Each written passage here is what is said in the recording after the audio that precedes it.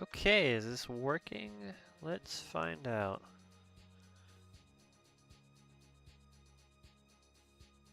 Am I live?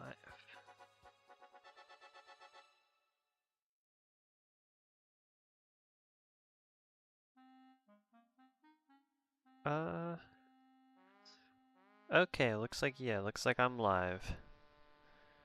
Let me check the frame rate.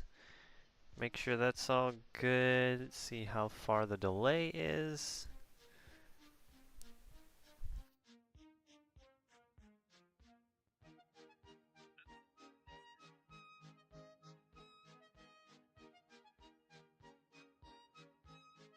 Okay, it's all good.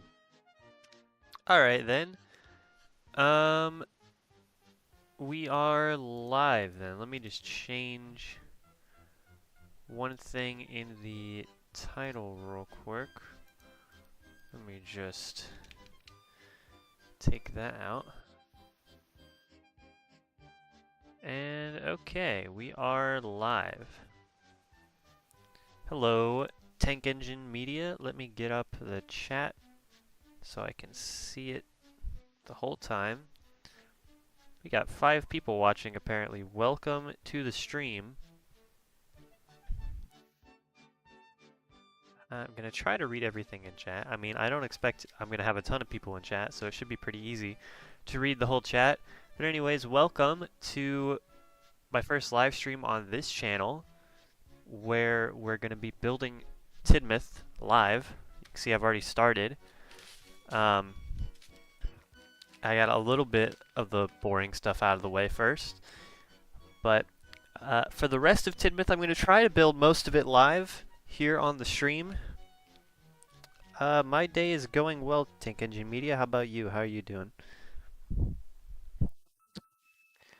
I've got all the parts for this set ready, except for one order from Bricklink that is taking a criminal amount of time to arrive here. Honestly, like, bad review levels of time to get here. Hasn't even been shipped yet. It's been like 2 weeks. Glad you're doing fine. Okay, so the way we've got this is we've got the instructions on the side, and then I've got next to me where you can't see a giant pile of parts, just an absolute mess. Things that there's a lot of are sorted into individual bags like this, so that's nice. But things that there's not a lot of are all completely mixed up and take forever to find. So that's where we're at on this right now. So the main struggle with this is finding parts in the big parts pile. But yeah, this is a really boring thing to do, so I wanted to just do this live, see if anybody wanted to hang out, chat a little bit, ask questions if you want. You know, ask questions, I'll answer them. Could talk about the set, anything else related to the channel or Thomas or anything, or not related. Don't really mind. But just live streaming this is probably going to get me to finish this a lot faster, and then get the video out to you guys, and then get a bunch more videos made using this as the set.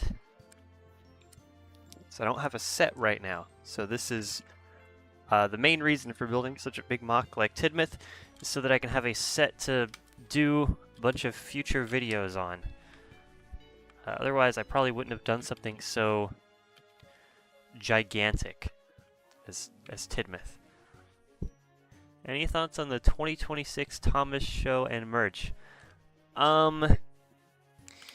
You know, it just looks a little bit like crap to me. I just think it looks like garbage. I have absolutely no hope in it. I'm not hating from the outset. I just have absolutely no hope for it, and that way I won't be disappointed. Same thing as when All Engines Go came out. I wasn't like raging about it. I just thought it looked like it sucked, so I was like, okay, I'm just not going to engage with this. And then it looked like something I didn't want to watch, so I didn't watch it. It doesn't really occupy that much space in my mind. That's basically how I'm thinking about the new 2026 series. Like, I don't really care. Just looks like it's probably not something I'm going to enjoy, so I'm not really thinking about it too much. I like the 2025 merch a lot. 2026 merch just looks like not that great to me. I mean, it looks alright. I don't really care. It's just, I've accepted that I think we're going back into a phase of the Thomas fandom. 66, holy crap. I think we're going back into a phase of the Thomas fandom where the show is going to be kind of non-interesting, and we're going to have a lot of really good content made by people in the fandom, hopefully. Like what happened in the Nitrogen era. The fandom was really popping off in that era in terms of like storytelling and good quality content. That's kind of fair. My thoughts on it are neutral right now, going into the new show with neutral expectations. Yeah, that's fair. I'm kind of going in with low but neutral-ish expectations. I guess that's not really fair, but I'm not going to be mad about it. It's a really waste of time to be mad about it. There's already so much of the show that exists that we can enjoy, so I don't really need more for me, you know? Like, I don't need to keep watching the same show for the rest of my life in the form of new content. I'll just keep watching other things and enjoying the Thomas that I already like. So I'm not really bothered about the new series at all. I know that's not what people want to hear. People want to hear either that I think it's going to be really good or that I think it's going to be really bad. Not that I don't really care. It's probably the worst answer I could give for engagement. I will definitely probably sound more opinionated about it on Twitter though, because I kind of like to rage bait on Twitter a little bit. I'm kind of a naughty boy on Twitter. I can understand that. It's completely understandable. Yeah.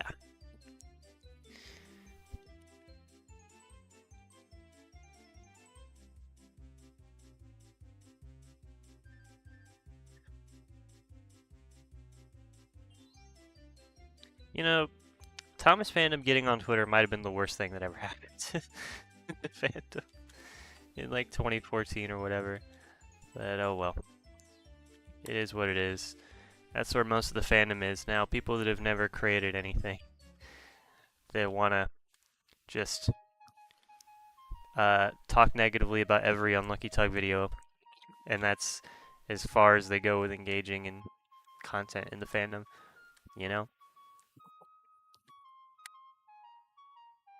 I could go on about that though.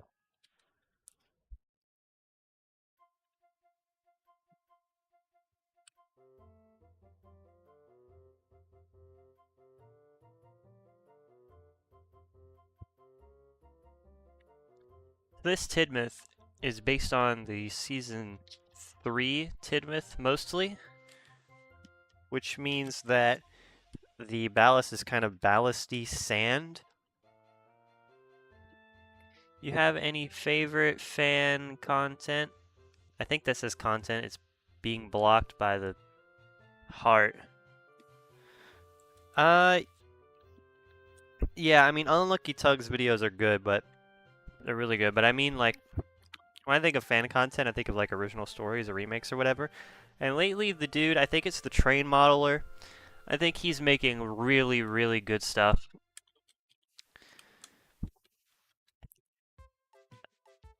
Content-wise.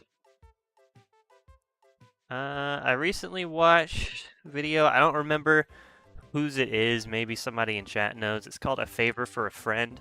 It's about Gordon's driver having a wedding in some express coaches.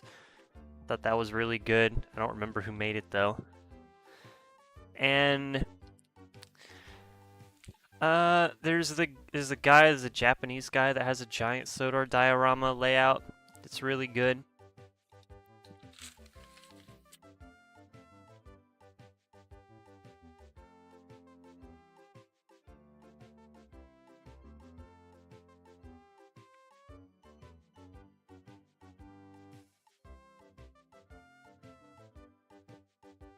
I kind of miss like fully original series and stuff. Like I started in the wooden railway community, and that's what everybody was doing.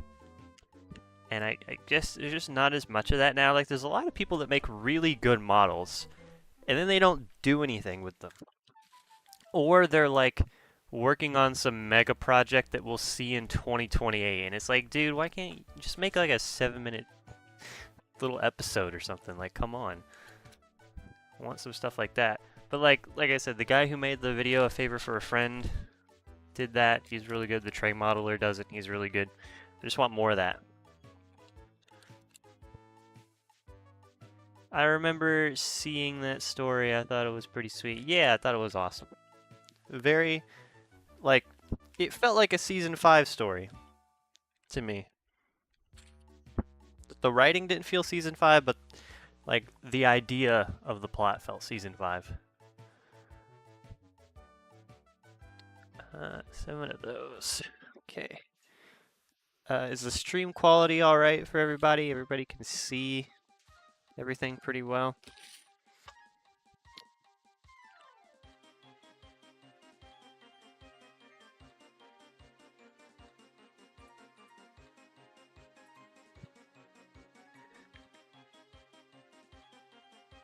How do I get this like heart out of the way so I can see my own stream chat? Well, I can do it like this, I guess. There's some Thomas fan series if you know where to look. It's good, thank you. Yeah. I can see. Alright, thank you guys for letting me know. They are out there. I have... Okay, this is gonna sound preachy and gatekeepy, but I kind of have a slight bias against Trains series. It's absolutely just because I couldn't run Trains back in the day. My computer couldn't run it, so I'm butthurt still. But I just like seeing like people use models, and Train series are good, but I like Trains series, and a lot of them have really good plots and stuff. I just think like if it's made with models, it's automatically cooler, and I wish somebody with models would make a good intricate series as good as people do with Trains. Trains Simulator, that is. Because they make the best series. I just wish it wasn't Trains, you know? Anybody understands what I mean by that? Like, it's not bad that it's Trains, it would just be cooler if it wasn't.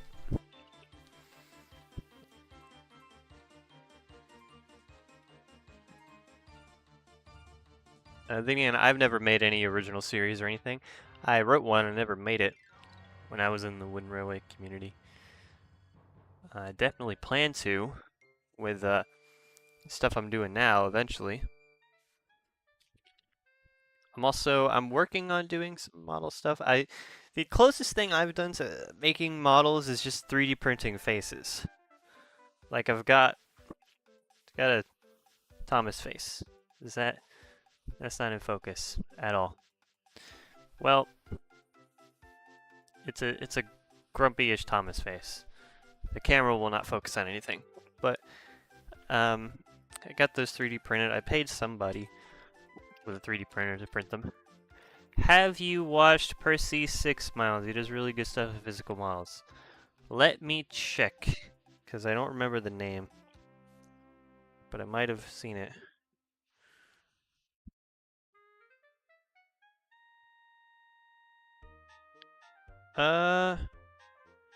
He hasn't uploaded in 11 months. But I think I have. Not like anytime recently. But I'll subscribe in case they decide to upload again. That reminded me though, I like the Modernization trilogy a lot. Thought that was really good. Like really well done. Like a really great idea behind that series. 10 out of 10 concept for the Modernization trilogy. Again, I don't remember who made that. And Wilbur P YouTube, his stuff is amazing. Amazing video, go ahead and go worth it. Yep, that isn't that William Politeski? Or am I crazy? That's William Politeski, right? The guy who made Worth It? Wilbur P. YouTube? Did he change his name again?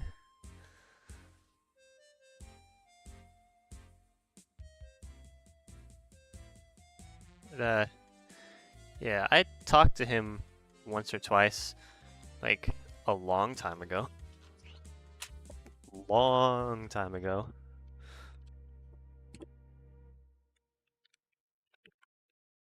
It's just Henry and Topham talking, but it's so good and well written. Yeah, I've seen it. It's very good. Very good video. William Politeski is very good. Assuming, I think that's who he is.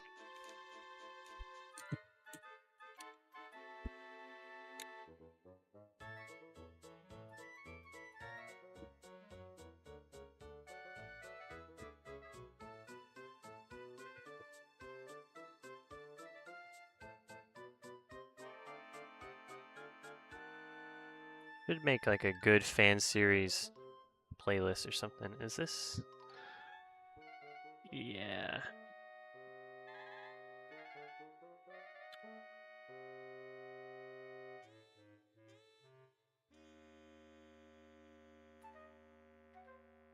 Seen Shed 17? I haven't seen Project G1, but I saw Shed 17.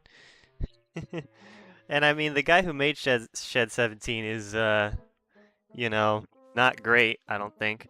But Shed 17 is good. And I remember when it came out, everybody thought it was really, really good. Everybody really liked it. And then the guy that made it turned out to be kind of a piece of crap. And then suddenly, all of a sudden, everybody's like, nah, it was crap all along, Shed 17. I never liked it in the first place. People are so full of it, you know?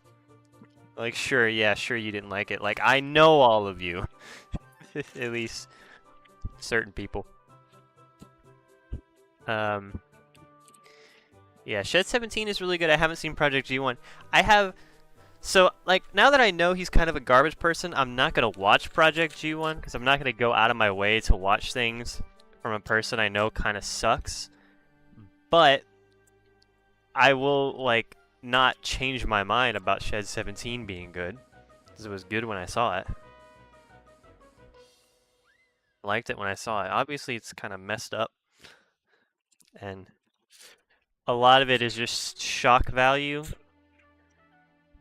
But, like, I thought it was great for what it was. The same way that things that they would play on Spike TV at 11 p.m. when I was a kid were great, but, like, not... They weren't art, you know? Shed 17 is really a unique thing. Like, it's one of the most original things anybody's ever done. The only reason I know Shed 17 was his parody video. Master 11 mostly does audiobooks, but he's one of my favorite Thomas YouTubers. Yeah, I know Lemmy. Lemmy, I don't know Lemmy, but like everybody that I'm friends with was at some point friends with Lemmy. I've never talked to him, but yeah, his videos are really good. Remember his buildings being really good was something that stood out back in the day. The custom buildings he would make. I think he was working on a Thomas Roblox server, or maybe it was a Cars Roblox server that never ended up happening. I don't think. I remember seeing that back in the day. Shout out Lemmy. Token and Web of Lies are two of my favorite Thomas fan stories ever. Did Master 11s make those? I don't remember what his stuff was called. I liked Milk Tanker Media's series back in the day. Thought that was really cool. I cannot find this dark old brown 1x3 piece anywhere. I might have to just save that for if I find it later. Also, is the music a good volume? Can you guys even hear the music? You need to turn it down or up or anything? Long Live Iron Horse is really good too. I was gonna bring up Token. It's a good James Center store. Gave me those, highly recommend them. I probably watched them. I don't know how old are they?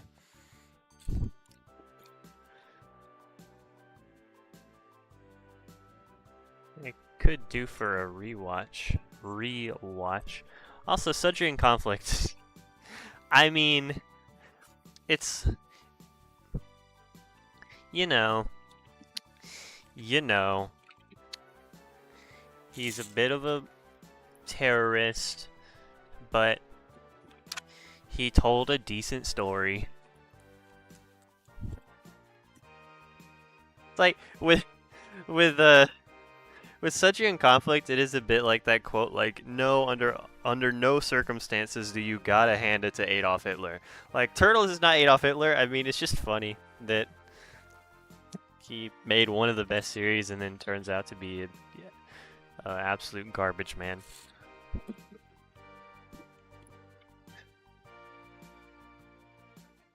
No reason to watch it now if you haven't watched it already.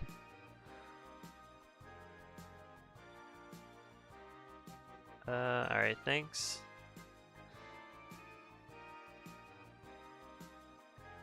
Okay, then I probably haven't seen those if those are 3 years old. I've seen earlier stuff, so okay, I'll check those out. Check out what Lemmy's been up to. The only thing I've heard from Lemmy recently is the podcast he does with Ronnie and Henry. That I don't think they've done in a while. I cannot find anything I'm looking for. Okay, here, one of those.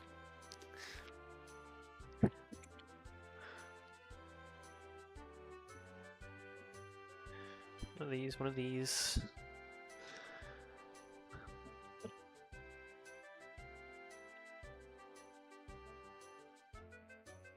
Most great artists end up being horrible people.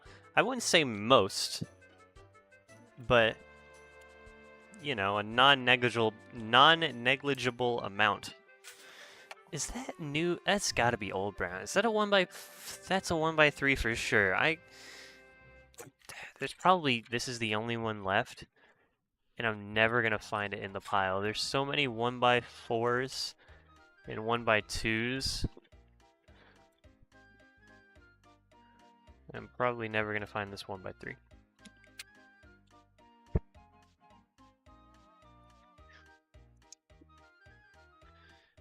It's probably time to give up on finding that. What are your thoughts on the Legos, the Lego City Steam Train set recently revealed? It looks cool. I mean, I would have been very happy about that when I was a kid. That would have been on the Christmas wish list immediately. I'm glad that it exists. I think its likeness to a steam train is a little dubious. Like, just about none of it is accurate, but it's a Lego City set, so, you know, who cares? It's not an expensive scale model or anything, an icon set, it's just a Lego City set. So it could have been a little better, but hey, that's Lego City. I'm really glad it exists. I'm not gonna get it now.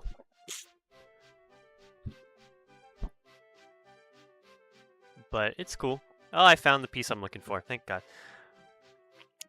I'm glad that kids will have that to enjoy. Looks neat.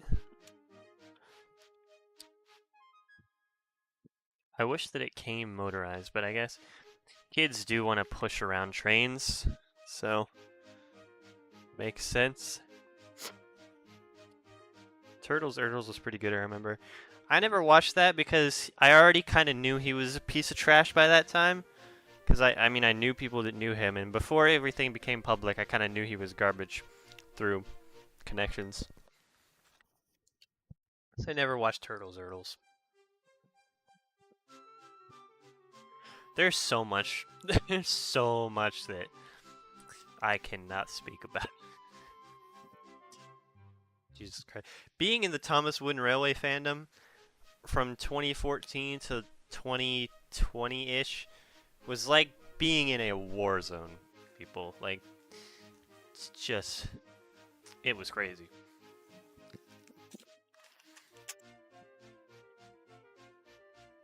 So many of those people, garbage people, so many of them are just really cool dudes that are, you know, doing their own thing now.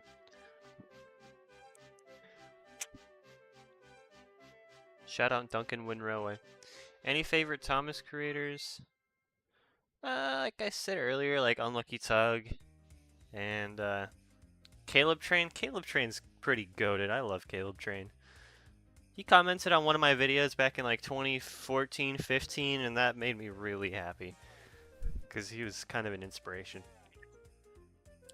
Also, Terrence Tractor 525, Christian was one of my really early inspirations, and I really like that guy. Commented on one of my videos in like 2014. How bad was the 2014-2020 TWR fandom? Dude, like, first of all, the TWR fandom was the Outcast fandom because for some reason non-TWR users thought they were superior to TWR users, so they split off to be their own thing. So they already, that gave everybody a superiority complex from the beginning. And then you add into it, there was groups, there were in-groups and out-groups, and I was in the out-out group. I was in a group, but I was in the outcast of the outcast. I mean, okay, I was in the outcast group. There was yet another outcast of the outcasts that I was not in. It's just so funny, dude. Said characters. I can't read. Hold on, let me scroll up to the chat. Do you have any predictions for Bachman's end skill, and who do you think are most likely to make next? I think Salty is pretty up there. Maybe Salty. I mean, Henry's confirmed. Edward, I want to say Edward, but Edward is probably going to be really difficult to make an end scale because Edward's wheel arrangement is kind of trash. Just as a steam engine, it's a trash wheel arrangement. Edward is a trash steam engine as far as real steam engines are concerned. So that makes it hard to make a good model of it. And in end scale, he's going to be so underpowered. I think it's going to be a little while before we get Edward.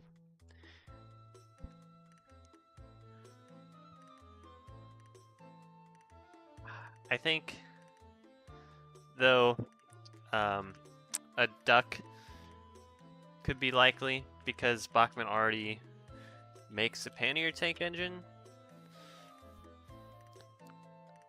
Let me scroll down. Favorite Thomas characters is Donald and Douglas.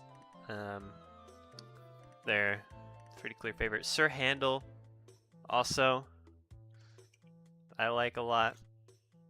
You know, I got the boy. Despite my Sir Handel review that a lot of people didn't understand, but maybe I didn't explain it clear enough. Is my desk crooked? There you go.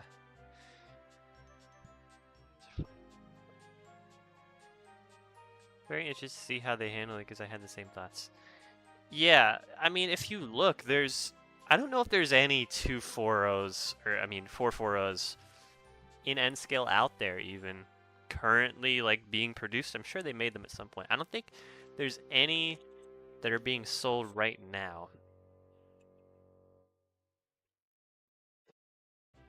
And judging by how bad they did with Emily, I'm a little bit worried.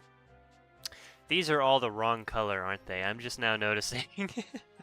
All these parts I just grabbed are the wrong color. Okay. Alright. Genius. Do I hit... Okay, are these parts part of the ones that have not arrived yet? No, I do have them. Hello, Dan. Hello, Sodor Steam Squad. Also, hi, Isaac's Workshop. I never said hi, so hi. I can see them doing Rosie since they could do both pink and red. We buy both. By me, I mean me. Yeah, I was thinking Rosie, but at the same time, I wasn't. I think they made that because they ran out of options, honestly. Maybe, although Rosie is going to be in the new show, so yeah, okay, Rosie Rosie's pretty high up there. Rosie for N scale seems likely to happen at some point. I miss you. You miss me? Sodor Steam Squad? What is your name? Do I know you or do you miss my content?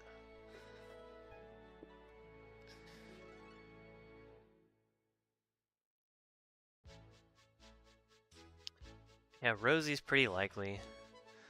Duck.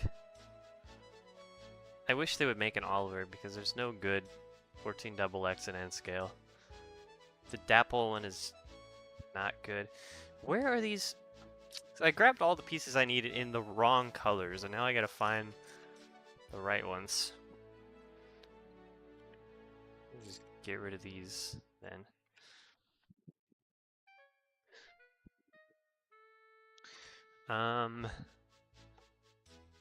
Need 2 6s, 3 6s, 4 3s, and 2 1s. 3 6s, 4 3s, 2 1s. This is gonna be all the ones of this color I'm gonna have to find. I miss your content. Thank you. It hasn't been that long. Hoping they Kato does hero. Their Duke already looks amazing. I don't know if they make heroes basis. The only reason they did Duke is because they already make their basis. They already make his basis. I don't know if they make heroes basis. I know Tomix does. But I don't think Tomix has the license anymore to Thomas. And they haven't for a while, and people haven't really noticed. Like, when I went to Japan in 2023, I went to a model train store and asked about them. And the dude said, no, those are discontinued. The CGI era Tomix stuff. Dude just straight up said they're discontinued when I asked about them. And that was in 2023.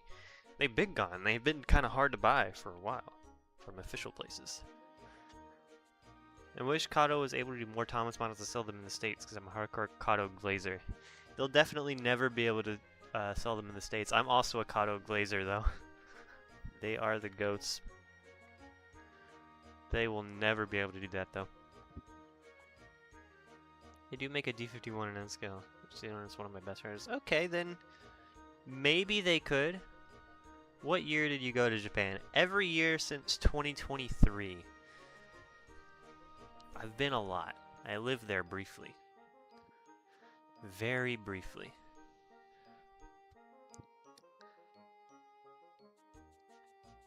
Yeah, I've been traveled around Japan a lot. Found a lot of Thomas stuff there. I collected the entire Tomix line, mostly buying in person. I don't have most of it anymore, fun fact. That's why you haven't seen it for a while, maybe. I don't really have most of my Tomix collection anymore. But I will collect it all again. At some point.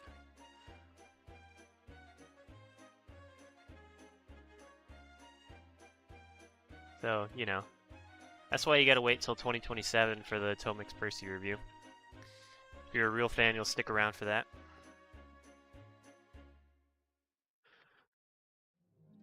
Hello from Germany. Hello, Giorgio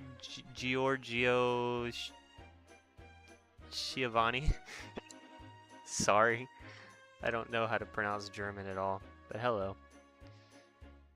Kato has the greatest track system ever. I love it. It just works. I agree. Some of their points are not good. I think their Y point, or switch, is known to be kind of terrible, but yeah, for the most part, Kato is peak track. What do I need? I need 2 1s, a 3, and a 6. Tomix is also okay, but not as good as Kato. As far as track, I think Tomix's models are just as good as Kato's, though. These days. 2 1s, 3, and a 6. Man, I am never going to find these, because this is the only parts in this color that are going to be in this whole pile. I should have sorted this.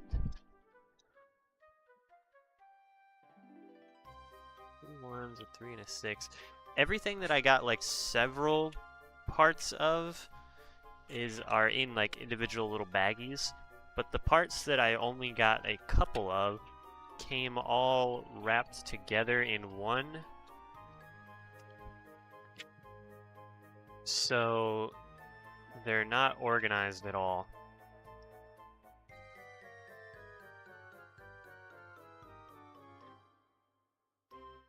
Okay, that might have to wait till later. Nothing goes on top of them, so I can probably come back to those whenever I happen to find them.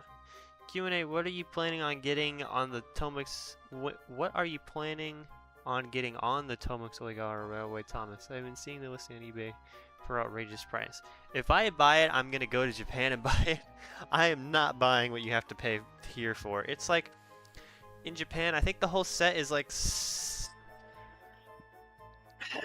like 3,500 It's like 35,000 yen, I think, which is like $200, and that's for the engine, plus the engine that pushes Thomas or whatever, and all the coaches for 250 bucks. I think is really good.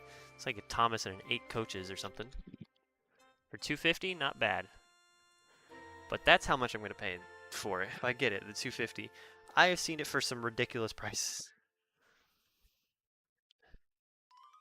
It looks really good though. I will be doing an Oigawa Railway Thomas video at some point. I will do a review on the model, and also I will be visiting the real thing. I want to visit and see the real thing before I buy the model. I think I want to buy it on the railway, if I can. If they sell it there, if I can find it. If it's not sold out, I will probably buy it on the railway. And yeah, I'll be seeing that probably in August. Although that's if I can get to Japan again in August. I'm self-employed now, and self-employed is that translates to broke. So I'm gonna have to work harder than I've ever worked in my life. I don't know if I can do that. Okay, I'm just gonna have to give up on finding these parts. Come back to these later. Oh, that's the last of this part. Kato tracks are best, I agree. Although we had good brands in Germany as Minitrix, Arnold, or Fleischmann. Minitrix, I've heard, is really good. The models too, don't they make models? I feel like they make models, and I've also heard they're really good. Minitrix. I think they made American diesel locos at some point. I don't know anything about American diesel locos, though. I am a fake American. I worship British steam trains and spend all the time I can in Japan.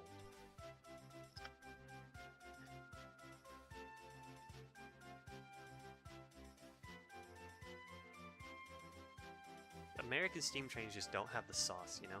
Except Big Boy. Big Boy has the sauce. What is your favorite Thomas model, N-scale or not? You know, N-scale Thomas is pretty high up there. It might be the Tomix James. And maybe that's a weird one. I think of any model, it might be the Tomix James, because it's kind of perfect. I tried to make that case in my review of it. I don't know how well I did it, but I think the Tomix James is a near perfect model in every way. It's got the face is perfect. It's got the whistle coming out. I like James. The Oigawa Railway has recently made their latest locomotive replica of Percy as a convertible JNRC 10 tank engine. Yes, I saw that. That's another reason I want to go. I want to see the Percy. I could maybe milk 2 videos out of it. Hello, a sleepy genty. Welcome to the stream. Settle down, grab some tea. Yeah, I'm really excited to go to the Oigawa Railway. I don't know. Would you guys, if I go to the Oigawa Railway, make a video, you guys watching this, would you rather one really long video or maybe 2 regular length videos? And also, how much of outside of the railway do you want to see? Because I could make a big vlog on the whole thing of getting to the railway in Shizuoka.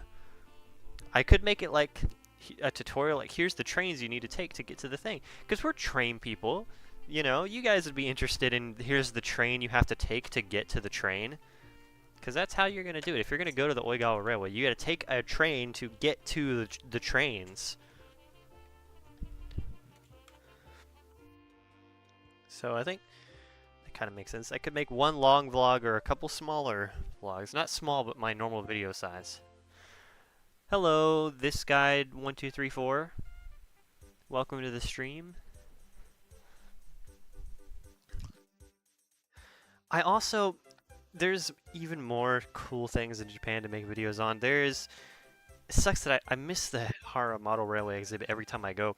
Something that's not clear on the Thomas Wiki or any English sources that you really need to know. The Hara Model Railway Museum does not have the Thomas stuff there year-round. They are kept in their collection year-round, I think, but they only bring them out for like 2-week periods of time as events.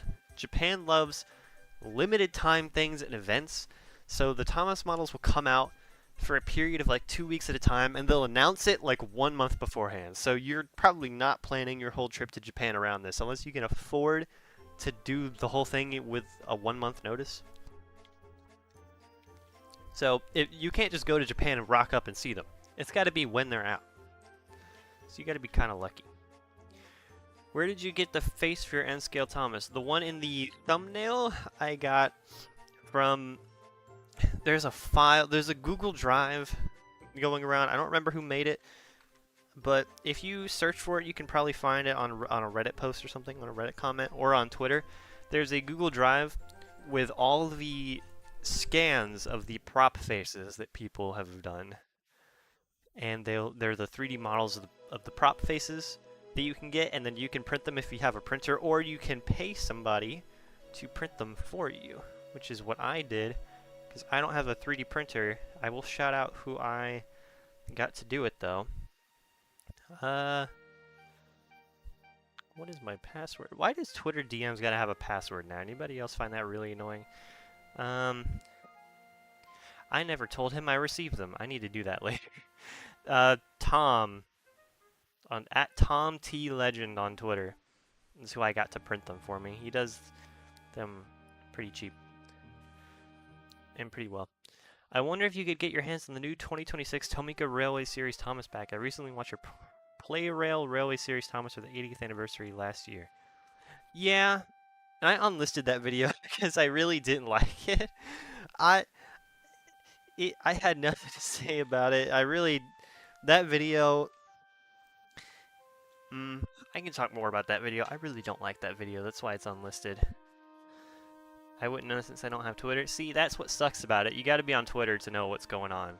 But Twitter sucks. So, it's hard. But the new 2026 Tomika Railway Series Thomas pack definitely will. Next time I go to Japan, probably in August, we'll be getting that, making a video for sure. Yeah, I really don't like my Playrail video. It's okay. That was not a great time for me in general in life. And I feel like the quality of my videos kind of went down a little bit. Between that and the Sir Handel video. Sir Handel video I thought was good, but the last few videos I made before that, I just feel like were not very good. Not really happy with them. So I unlisted the Playrail one. It's still there though. I'm not gonna private it. It's still there if anybody wants to watch it. The video also didn't do very well.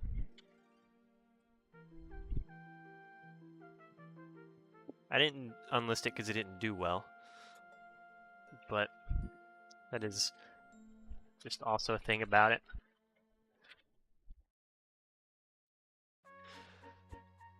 Oh shoot, you did. I like that video. It's still, you can find it easily. All the playlists that it's in are still public, so if you just go to my playlists, Like, go to my all reviews playlist. It's there. It's not hidden at all. It's just unlisted from the main videos page. I actually have the Railway Series Play Rail Thomas, and I think it looks cool. It is very cool. I think that videos on that were oversaturated by the time I got to it, and there was nothing left to be said about it at all. I don't really like making videos unless I have something to say, but I had already bought it. I kind of felt like I had to make a video about it. I probably won't be doing that again. I've actually learned from that mistake, and maybe you guys remember the community post, but like these, I got this. It's not unopened. It's open. I just put them back. I'm not making a video on this because I have nothing to say about it. I just think they're aight. They're pretty good, and it sucks that they're done basically. Just think they're good. I don't have anything to say to make a video. I don't think they're outstanding. How do you feel about Tomica re-releasing Henry to their diecast Thomas line this year? I'm mixed about it because they didn't remake it like they did Gordon and Hero. So it's just a normal Henry. And Henry, you could already get him for $5 on Mercari or Bai or any other thing. He was not very hard to find at all. So he wasn't in demand, I don't think. And what would have been really cool is if they had actually remade him like they did Gordon as a big long train. So I think it's just unfortunate that we're not getting that for Henry. I mean, you guys agree, right? Like that would have been really cool. They made a real long boy Henry. That's the whole reason I got into Tomica, by the way. The first Tomica thing I ever owned was the long Gordon. I saw that in Osaka. I was in the something. It's a new big building in Osaka. I don't remember what it's called, but I was in there. Went to a toy store in there, saw the long boy Tomica Gordon, and was like, holy crap, this is the greatest thing that has ever been created in the name of Thomas the Tank Engine.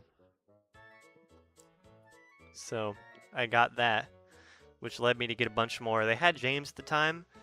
I didn't get him at the time. I have not seen James once since then in a store in Japan. It is nice that Henry is starting to become more relevant. I agree. I agree. This is a tad random, but what are your thoughts on animation? I've always loved it, but I'm getting more into how they make it and want to become an animator for fashion projects. I think it's a really great thing to get into. Like, good luck with that. I hope you enjoy getting into animation. I could never. I don't have the patience. You need patience for animation. I don't have it. But there's a hair on this. Get off.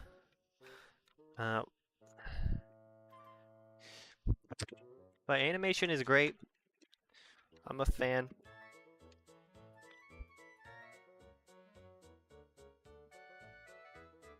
I like Avatar: The Last Airbender, if you were to ask me my favorite animated series.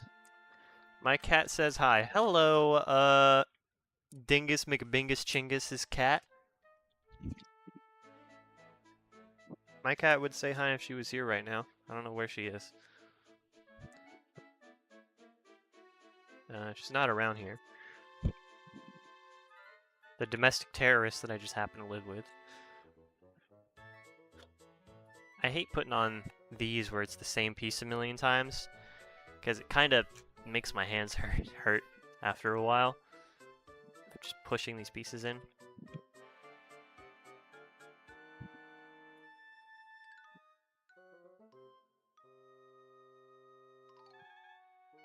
Thank you. Ayo, Avatar's peak. Me and my brother were actually watching it last night. It is peak. You want to know how peak it is? I use it as a tool for teaching Japanese people English. I teach English online to Japanese people. And one of the shows that I recommend for people to watch is Avatar: The Last Airbender. And so far, everybody that I've told to watch that show for studying really enjoys it. So, you know, people say Avatar is fake anime, but I don't know. I've encountered many Japanese people that love the show after being introduced to it. So, haha.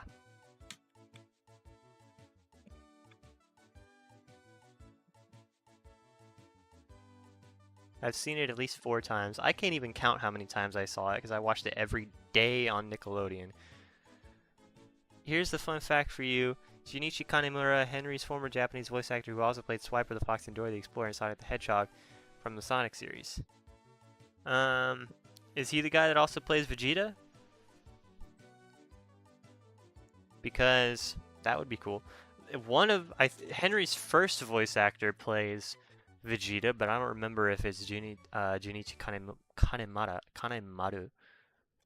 Kanemaru. I should know how to write that name. I have hoped to make a series of my own in the future, whether Thomas related or something similar to it. Well, I hope you do. Remember to just do it at some point. At some point, you've got to just do it. I planned to make a series for a long time and then just never did it. And that's one of my biggest regrets from my time as a Thomas Wooden Railway community member, is that I never actually just made my series. Don't waste your time trying to make it perfect. Get it done and upload it. And then make incremental improvements with each episode. Upload episode 1, it's going to be a piece of garbage. Accept it. Work on it. Upload episode 2. Do not work on episode 1 until you are tired of it. Just finish it and upload it. Ryo Horikawa also played Vegeta. Is that the guy that's the first voice actor for Henry?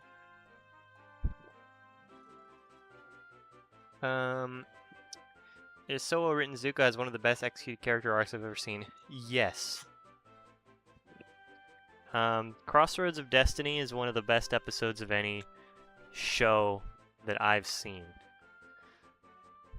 It is peak. Because, like, what an asshole. It's pretty unpredictable, too, that that's what he's going to do up to that point. How many double crosses in a TV show can you say were unexpected? That one was unexpected. I remember watching that live when it came out, Crossroads of Destiny. I was so mad.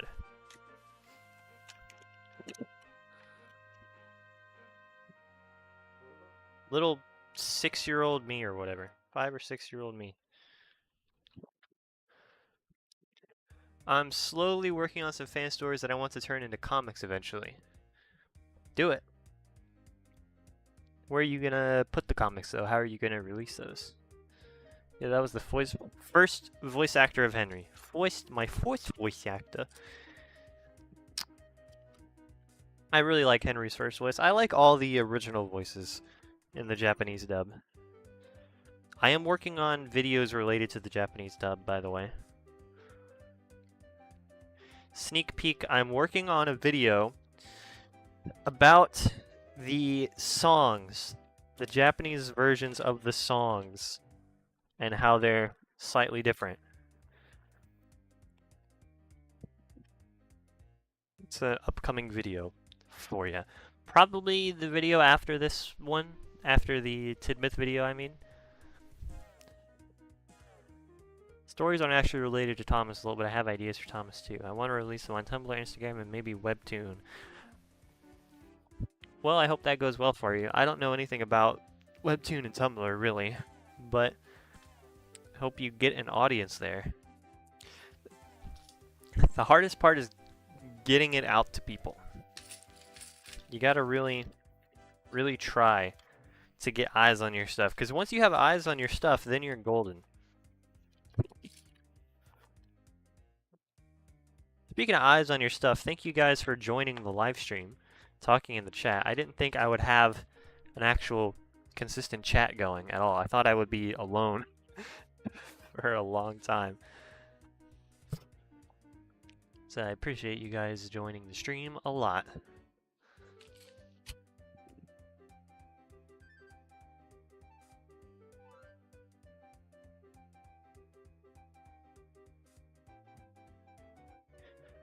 Tumblr is cool for the most part, but oh my lord, the shippers on there are shameless. Yeah, I cannot stand ships at all. Zutara needs to stop. Yo, what's up, Dan? Hello, Lenny Games. Welcome to the live stream. Thank you for joining. Just building Tidmouth here and having some nice conversations with the chat.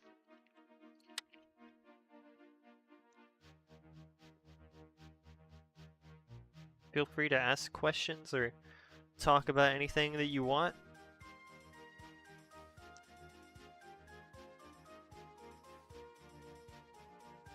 Let me ask a question to you guys. What do you guys think is the best character theme from the show? And specify what era also. Because there's a lot, you know, multiple Percy themes and stuff. And I mean character themes specifically, not like the Viaduct or something. I'm curious. I really like Keiko Tora. She has an amazing, fantastic job voicing Thomas and the Thomas stuff. She also played Anpanma Beep Bo Peep from Toy Story and also known from Kiki's Later Service. Yes, I love her too. I think her Thomas voice is great. I think her singing voice as Thomas is really not great, but her Thomas voice is great. Gone Fishing is basically unlistenable in Japanese. Let's Have a Race is good, though. She does alright in that one. Yeah, I really like her voice. Unless they are canon or make a ton of sense, I really don't care for the whole shipping culture. Like, if you're into that, sure, but eh. Yeah, I agree. Shipping... Yeah. Just... If the show hasn't finished yet, and the characters are kind of teasing, oh, who are they going to be in a relationship with, then sure. But if the show's done, then what are you talking about?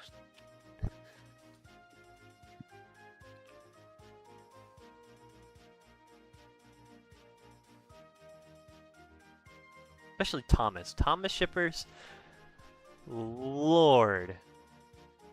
Just, you know. I don't want to get demonetized, so I won't get into that. And I don't mean that shipping would get me demonetized, I mean my opinion on shipping. Thomas characters would get me demonetized.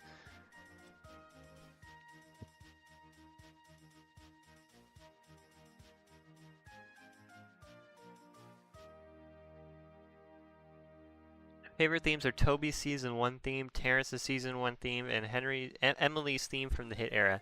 I too also enjoy I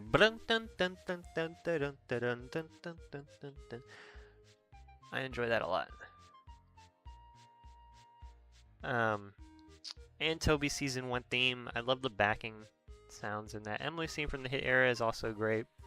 One of the better ones from that era.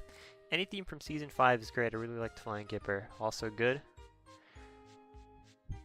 Unless it's Toby and Henrietta and not get ships out of here. Yeah, I mean, that's canon, obviously. And Hannah and James. Can't forget about that. I really miss Kozo Shioya. He passed away this year, but I wanted to say farewell to the Japanese voice of Duck and Majin Buu. Yeah, he's a really good voice, too. Duck's voice. Henry's theme from Season 1 was really good and encapsulates him really well. I agree. Everybody seems to love Henry's theme / the Flying Kipper theme. Pretty great. I think for me, it's between the one we're hearing right now, Bill and Ben's theme, also Edward's alternate theme, which is hardly Edward's theme because it's played for a lot of different characters, but Edward's alternate theme from Season 2 had like boom, boom, boom, boom, boom, boom, boom, boom, boom, boom, boom, boom, boom, boom, that one, and the post-train theme. But Night Train is my favorite song, so that's why I like the post-train theme.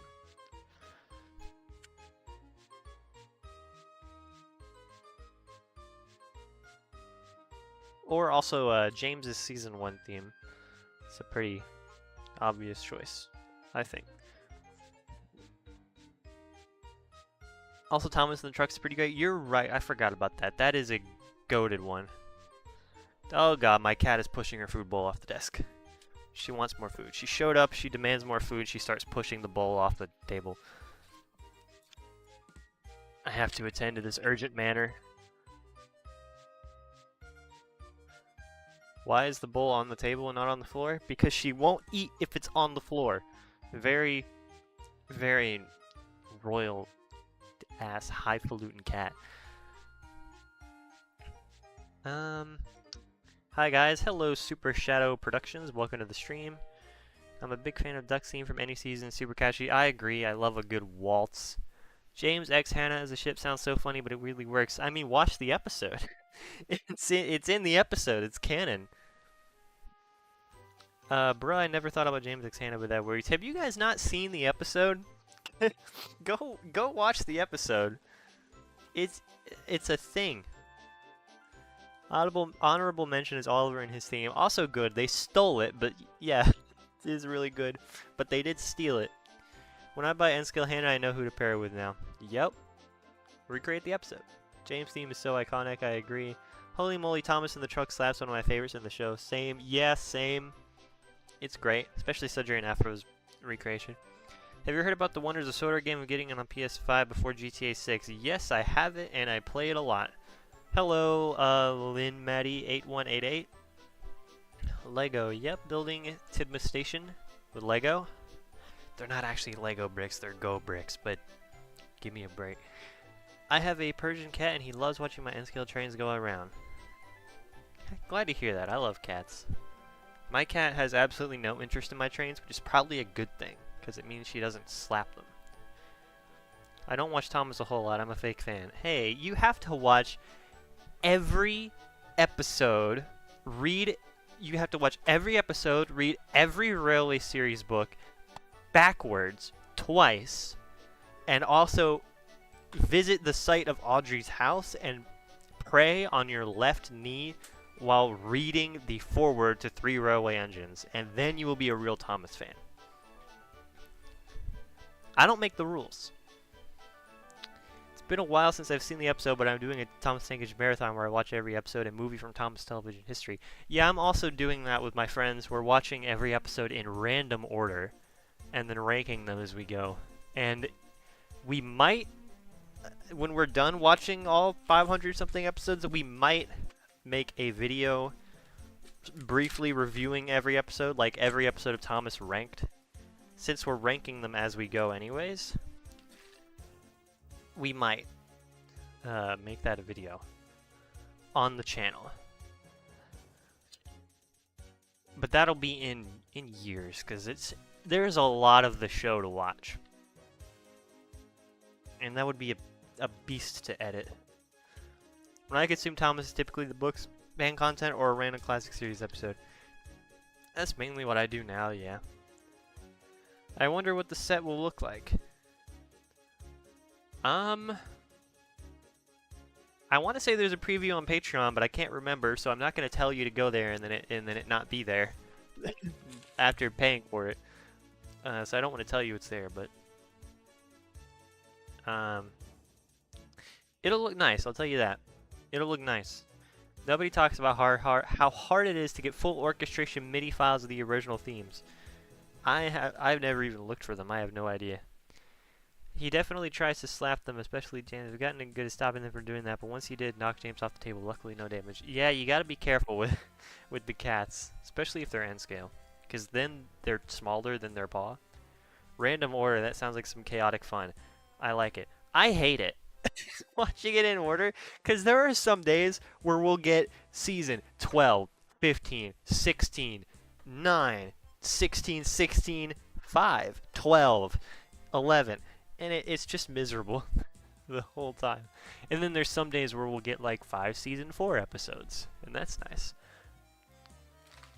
It's slightly miserable though. What are your future plans for Thomas's 85th anniversary in 2030? Dude, I don't even know where I'm going to be in life in 2030.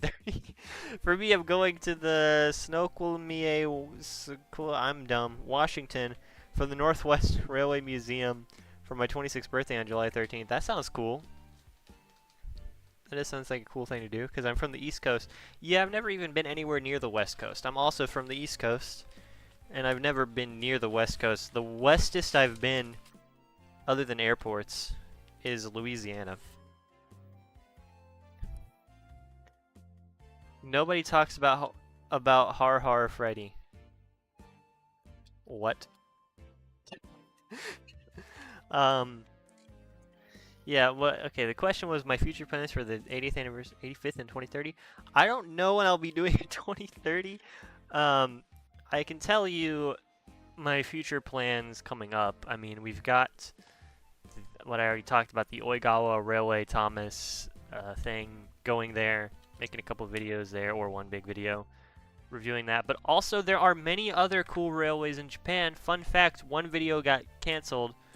Actually, multiple. Okay, the Capsule Play Rail Thomas video got canceled. If any of you were waiting for that, it's gone. It doesn't exist anymore. It does not exist. Don't ask about it. Other thing that got canceled but will happen again is the Romney Railway video. I never mentioned this anywhere, but fun fact, you know the Arlesdale engines in the real railway that exists in real life that they're based on? There is a sister railway in Japan called the Romney Railway that is a miniature engine railway that has the same engines basically as the one in the UK, because it's a sister railway. It's just straight up Jock is there. You know, it's not yellow, but it's Jock. They're there. And you can go see them. And I was going to go see them, and then it rained. So, didn't go. Couldn't make a video because it rained.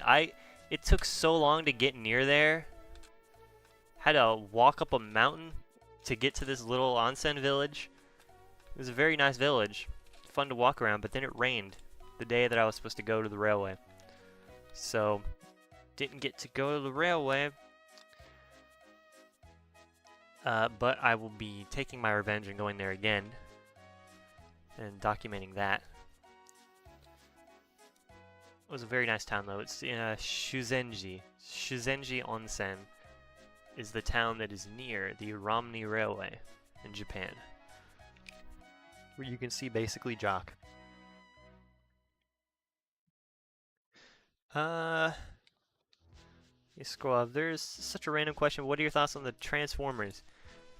No thoughts at all. I went as Optimus Prime one year for Halloween, but I'm a poser. I know nothing about Transformers at all. I thought the toys were cool. Does anyone like the 2026 Thomas show? Don't know. It's not out yet. Here's something interesting about Toby's theme. Sodor and Afro made an instrumental track for Toby's theme, and to me it kind of sounds like the music you hear from an ice cream truck. I haven't heard that, but that does sound interesting. Do you like Trampy? Yes, I think he's very funny. My goat remembered the password. Hi, Dan. Hello, the nameless Fox XD. I know the password. Yeah, it's been a minute. It's been a minute. Content's on the way. The 100th anniversary of Thomas Tank Engine is gonna go crazy. Yeah. I hope so. It looks nice. You mean the Romney Railway or what? Lynn. Yeah, the videos, again, I mentioned it a little bit earlier, but the reason for the lack of videos, partially because this took so long to plan and also get all the parts, and a lot of videos are waiting on this set to be done. But also, there was videos that I was going to make that I just decided not to because I didn't think they would be very good. Like the 2026 or 2025 merch. I didn't make a video on them, even though I bought them, and I teased making a video on them, because I just thought the videos wouldn't be very good, and I don't want to upload subpar content. I know that's against what I said earlier, that you need to just upload, but I think when you're starting out, you need to just upload. But now I'm at a point where I think my videos have to be a certain level of quality, and I don't want to upload garbage. So a lot of videos don't happen because I just don't think they'll be very good. Also, money. My videos are expensive. What are some of your other passions outside of Thompson trains? I have them for sure. I mean, Japanese, I've been studying Japanese since 2020. I'm not an anime fan at all. I don't watch anime. Just, I like Japan and I study Japanese. So I'm not like a weeb.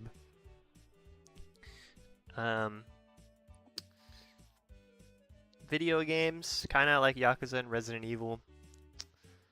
Kind of a lot. SpongeBob and Avatar are cool. The main things for me, though, are Thomas and studying Japanese and also teaching. I'm a teacher. That's what I do outside of this, is being a teacher. I'm not a full-blown in the classroom teacher. I am a private teacher of English as a foreign language for hire.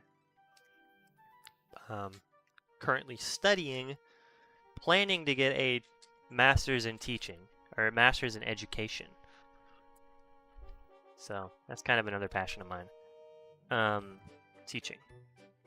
And also teaching as it applies to children's content. Like, one of the reasons I hate certain eras of Thomas is because I think watching them will genuinely make your children dumber.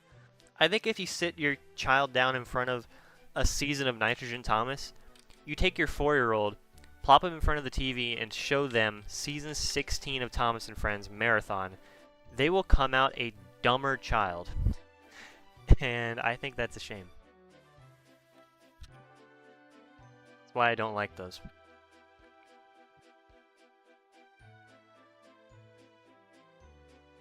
Maybe some of you liked the Nitrogen era, though.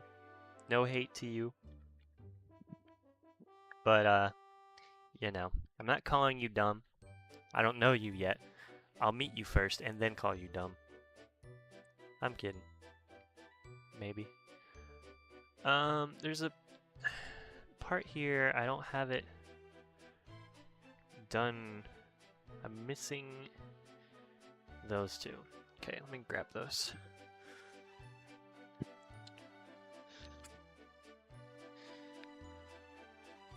No way you're also into Thomas. I had no idea.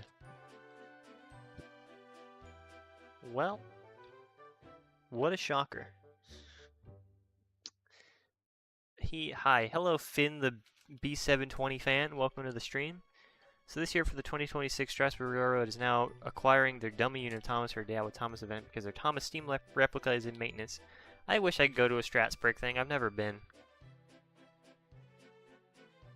The way you said it makes it so funny. The way I said what about Nitrogen children being dumb? I wouldn't say it makes them dumber, but it definitely don't take much out of it. I think it actively makes them dumber. I think if they marathoned it, I think that watching the same character do the same stupid things 13 times and not learning their lesson makes them dumber. I think watching a character be stupid consistently and never develop is harmful for developing children, personally. Man, there's a lot of delay in the stream. Whatever. Does the delay seem bad for you guys, like with how slowly I'm reading chat? I don't know. I don't have that much chat to read. Sometimes I have to thank the Lord whenever luck I got not growing up in the Nitrogen era. Me too. After season 6, I had a hard time. I was getting a little older. TBH didn't really like the new narrator. Me too. I hated Michael Brandon as a kid. I really didn't like him. And I had no idea. I didn't even understand the concept of there being multiple narrators. I didn't get it. I just didn't like how it sounded. I remember even when I was little, Nitrogen was coming out. I watched that, but the actual model series is always my favorite. I thought Nitrogen was a little boring. More than a little. Watching the Nitrogen era makes you register nothing. See, that's the problem. If you register nothing, good. If you register anything, you're in trouble. If you watch the Nitrogen era and things enter your brain, watch out. Because you are in for a bad time. The only time Nitrogen kind of tried was the movies. I mean, did they try? The animation tried. Did the writers try? Can you call Misty Island Rescue trying? I mean, really. And I rewatched it recently after not watching it for years, so this is a fresh disdain for Misty Island Rescue. Okay, this is not outdated hate. This is fresh disdain. It's so not. And Day of the Diesels, dude. Don't even. Kikre's Claw of the Law is better than Day of the Diesels. Oh, this doesn't go here, does it? Oh, wait, does it? I got these two mixed up. Oh, dang it. How do I get these pieces out? How do I get these out? Okay, that's a nightmare. Nitrogen locked in for Blue Mountain Mystery and Hero of the Rails. Hero of the Rails, yes, because that was their debut. Blue Mountain Mystery, I feel like script editor Andrew Brenner might have something to do with it. If you watch the credits of that movie, it's a big old script editor Andrew Brenner right there that might be the culprit for why it's watchable at all. Because if you like how the Skarloey engines are in that movie, keep in mind, the people who were making the show up to that point are the same people that made them the way they were in the Hit era. It hardly changed Hit era to Nitrogen, the writers. Head writer changed, but Sharon Miller was around at the time in the Hit era. So I think without Andrew Brenner, it would have been, you know, angriness. You know, like, it wouldn't have been good.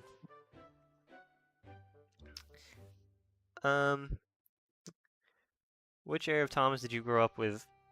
Classic. I was growing up when the 6, 7, and early Hit era was coming out, but I inherited a bunch of classic tapes from my cousins, so I watched them more.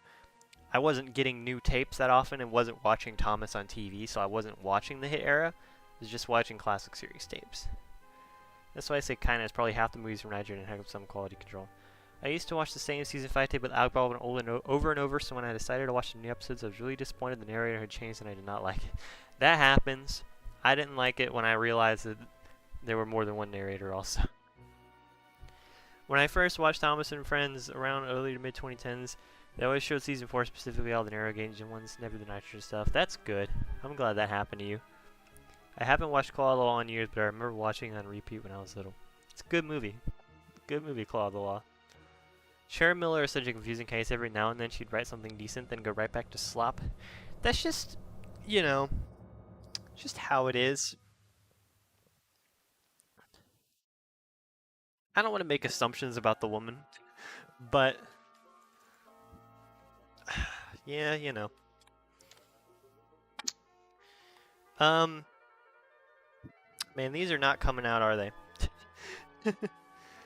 Huh, okay, those are just gonna have to be wrong. That's alright. I mean, it's supposed to be random. It's not really a big deal if those are slightly wrong.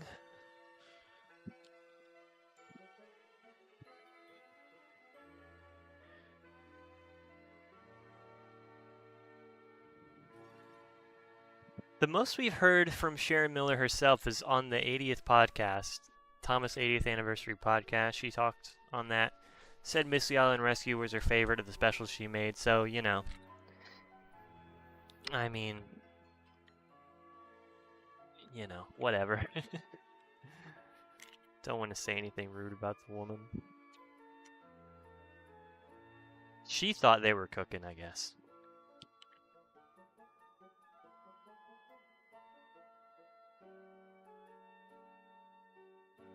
It's a little bit, you know, she said there in that interview, like, oh, well, we wanted to do this with Thomas. Like, we wanted Thomas to go somewhere he'd never been before or something.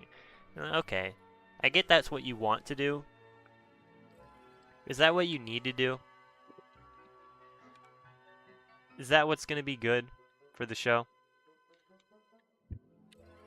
I don't know. Don't know. I genuinely don't understand how you step back, look at Missy Island Rescue, and say, that's the best thing I ever wrote. Hey, I'm not going to say anything more about Sharon Miller. She seems like a good person.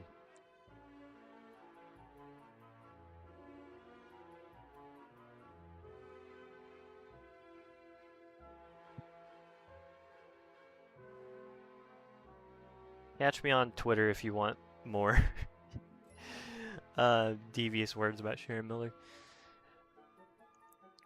I mean, I guess some people have different tastes when writing. I don't I don't know. I don't know if it's a taste thing. I think there's different schools of thought in regards to what people think of children. And this gets back to the teaching thing. There are people who treat children like adults too much, and then people who treat kids like kids too much, and not somewhere in the middle. You know, like the idea we can't use this word because kids won't know it. Well, then how is the kid ever supposed to learn the word? You know? Does that make sense? You don't want to use a word because the kids won't know it. How are they ever going to know it if you don't use it? They're not. You just use it. Don't use a million difficult vocabulary words that they don't understand, but don't only use words that you are 100% certain that they understand, and don't only use plots that you are 100% certain that they will be able to follow, because then you're not developing them. Shows like Thomas are supposed to develop kids. They're not going to develop if you only show them things that they're already capable of understanding. That defeats the whole purpose. It might even stunt their development. That's my main criticism of those, is that era, is I think it fails as children's content for children. It's not even like people are like, oh, it's just a dumb baby show, it doesn't matter. Like, yeah, there still needs to be quality control for dumb baby shows. Okay, anyway, have you ever played Wonders of Sodor? I personally got it in James DLC and think it's a bit overpriced. It's maybe a little bit overpriced. I like it. I think there's some big issues with it. But if they maintain it, I think it'll be good. I do like it. No flack to Miller. She seems like a decent woman, but bruh, as a self-taught writer, it gets on my nerves how many things just don't connect or make sense. They don't think it matters when they're writing for kids. A lot of people just don't think it matters when they're writing for kids. They think kids are dumb. Saying Miss Yan was her best work is a crime and a lie. I don't know, maybe. The only problem with the Player Early Series Thomas is stickers detailing on their using their type of sandpaper stickers, and then you get damaged and scratch mark on the models by your cat if you have long nails. Yeah, I mean, they're made for Japanese people, and they treat things a lot better than we do. Just things in general, so it's kind of makes sense. Word Girl was a prime example of that. That show was genuinely funny and well made and complex words well. I don't remember Word Girl. That might have been after my time. Plus, the creators were inspired to create that show, saying kids are smarter than we think and deserve good shows. I can agree with that mindset. I've never seen Word Girl, but I agree with that. Kids are way smarter than you give them credit for. And also, if the kids are dumber, then like make them smarter. Teach them. You know? Maybe if the kids are dumb, it's your job to make them smarter. I don't know. You don't go to math class and they're like, well, we can't show them addition. They don't know addition. That's not how it works. You gotta show them the things they don't know.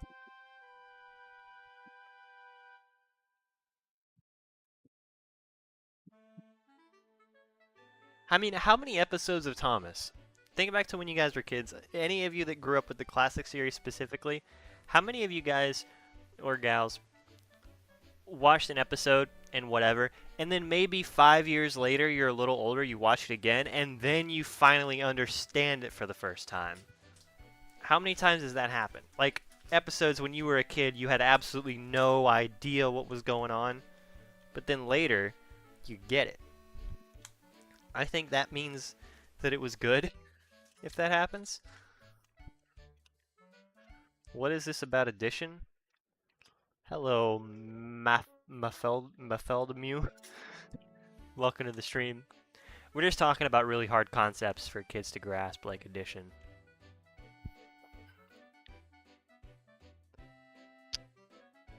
Whoa, DTR Live. Hell yeah, DTR Live. I might steal that. Welcome, Danominator. Fellow Dan. Welcome the fellow Dan to the stream. In the classic seasons, they never threw the mess in our face, which just made it better than other shows. Yep. They just let you figure it out, and if you didn't figure it out, oh well. You were entertained. That's the thing. It doesn't hurt kids if they don't understand it. If there's nothing to understand, it does hurt the kids. But if the kids If there's something difficult there and they don't understand it, oh well. They'll still enjoy it. There's trains. They'll enjoy the pretty trains. And then they'll understand it later when they go back to watch it.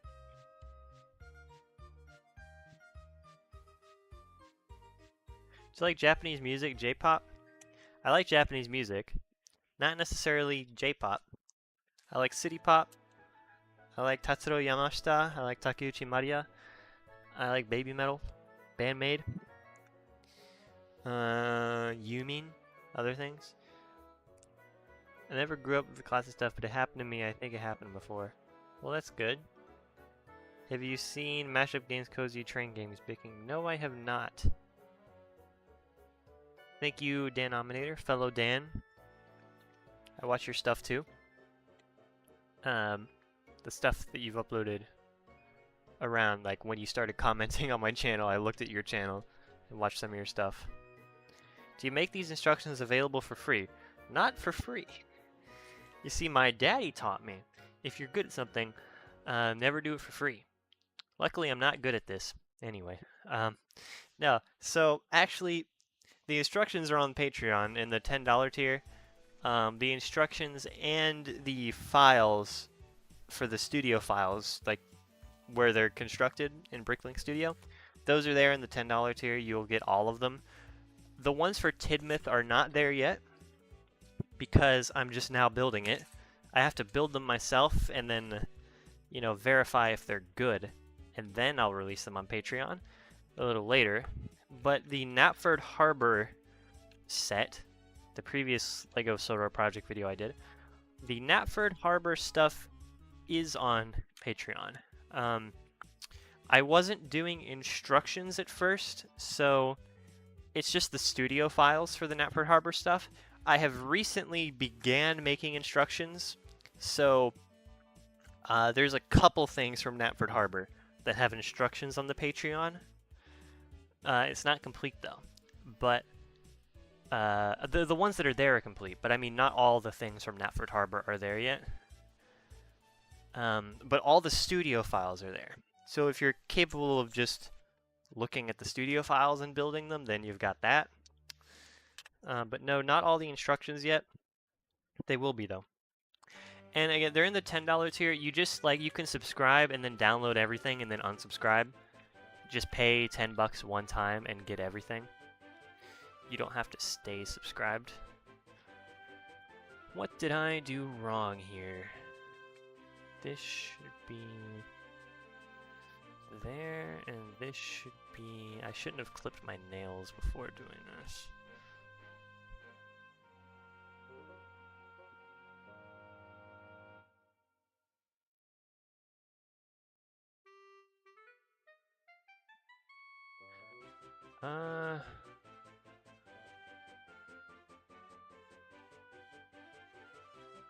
Who is this? Okay, these are wrong.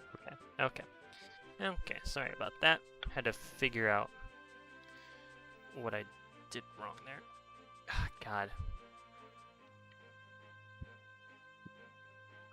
Why not have a brick separator anywhere? You ended up seeing the N scale railroad video? Yes, I think I did. It's a good video. Where do you research your stuff on Japan?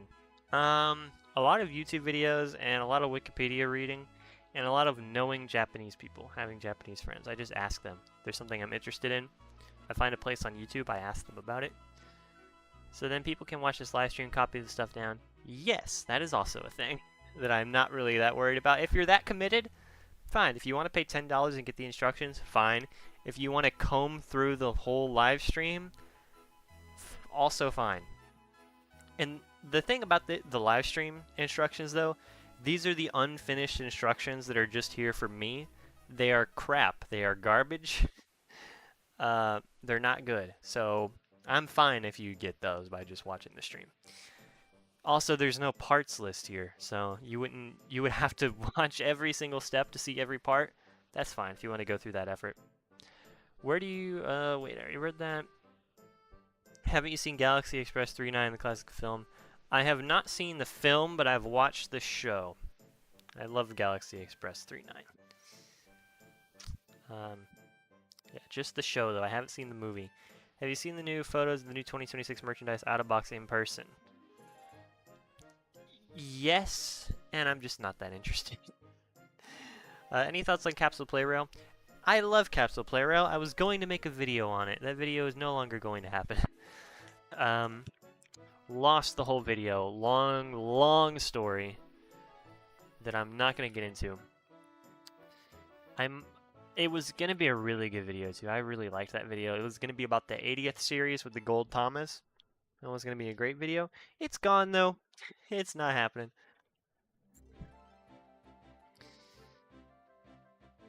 The editing for that video was solid too. Man, I'm not happy about losing that video.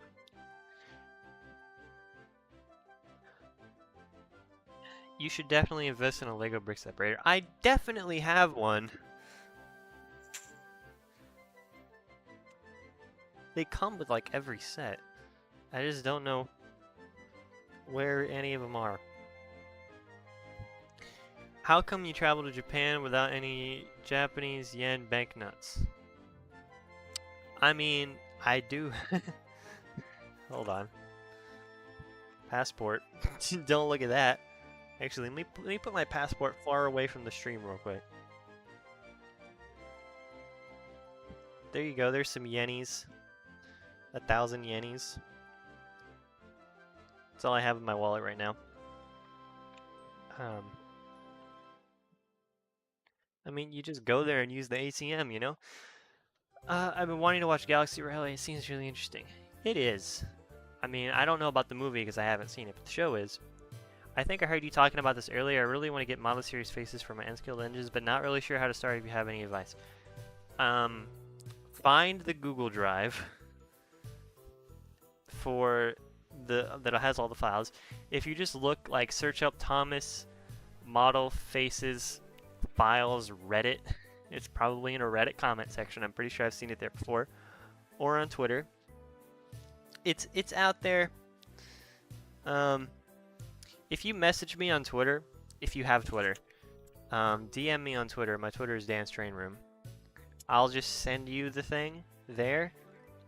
If you DM me, I'll get back to you later and send you the folder. You just take those. I don't have a 3D printer. I don't 3D print them myself. There's a million people on Twitter and a million companies that do commissions for 3D prints. You just send them the file, tell them how big you want it, and then they'll make it. And then they'll make it, they'll mail it to you, and then you gotta paint it. The painting is the most difficult part. Also, eyeballs is another thing. I'm doing posable eyeballs in N-Scale, which is ridiculous and you should not do. You're gonna wanna you might have to pay somebody to modify the files to fill in the eyeballs so that then you can paint them on, because by default they're empty because they're made for Gauge 1 models. I really appreciate that. Thank you. Just message me on Twitter and let me know your Lenny games, and remind me what I'm supposed to do, because I will forget. Season 6 is so unique, especially the vibe, because it was shot on film but lacks some of that grain and grip. It doesn't look digital like the hit era. Season 6 looks really weird. It looks incredibly weird. Season 7 is beautiful. Season 6 looks weird. Actually, most sets don't have them anymore. None of the sets I've gotten around September have had it. I think if they're a certain size, they have them. I'm not sure, though. While I'm here, I figured you're probably expert. Any idea on what the next N-Scale Thomas engines are going to be? So annoyed they screwed up Emily. Henry is confirmed. Diesel and Paxton are coming out probably this year. Those we've seen those already. We've seen samples of those, so those are coming next. Henry is the other one that they have confirmed. Although they have not shown any progress updates on Henry whatsoever, so I don't know, 2028, 2027 if we're lucky. The end of 2027 if we're really lucky. Bachmann seems like they like to announce things and then just sit on them forever. It's really frustrating. Seems like they have to announce things to keep the shareholders happy or something. Probably Henry, and then after that, I have no idea. I'm thinking Salty, but I could be so wrong. Salty and Rosie. I think I'm with Chad on that one. Probably Rosie, because she's in the new series.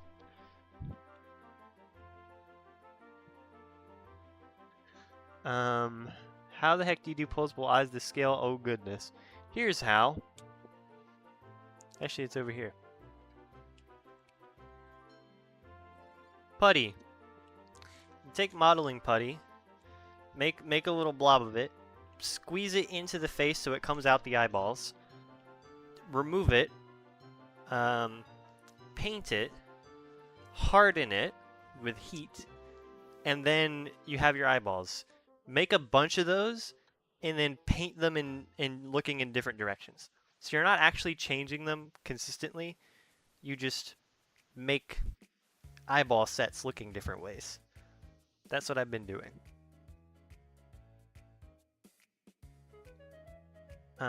You can either make different eyeball sets that look different ways, or you can make multiple copies of each face. However you want to do. Probably for my videos, though, they'll probably be animated if I ever do a series.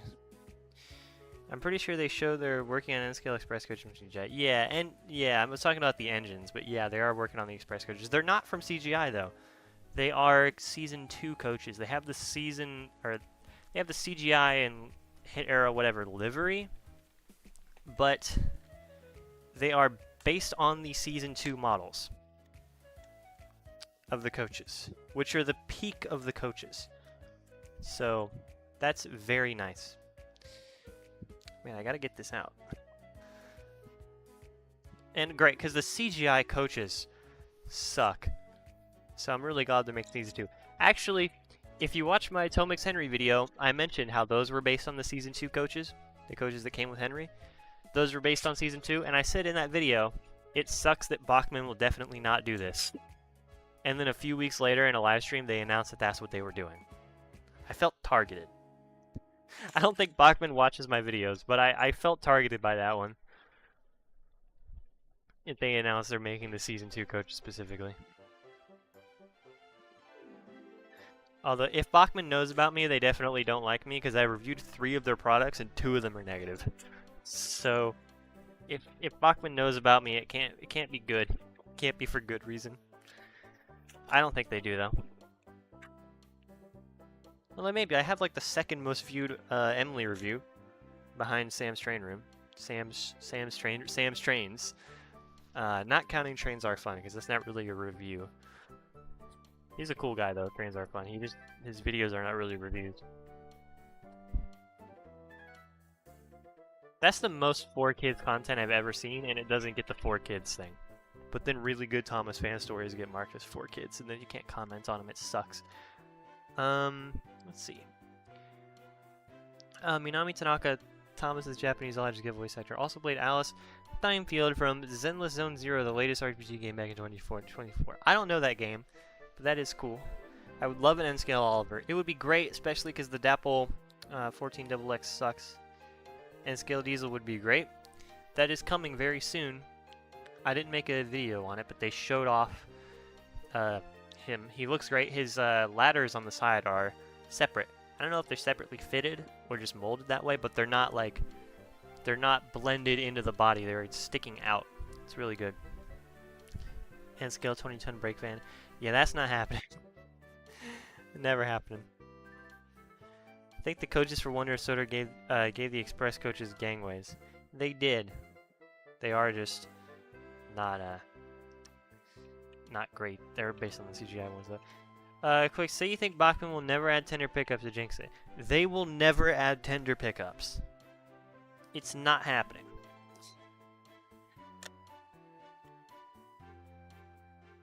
I will mention it in every Tender Engine review. I do. I will not shut up about it.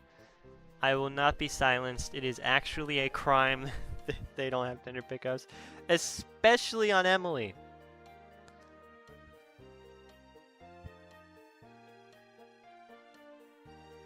Although you have to think Emily being crap, because I got her, I thought it was crap, and then I returned her, and then bought Gordon with the same money.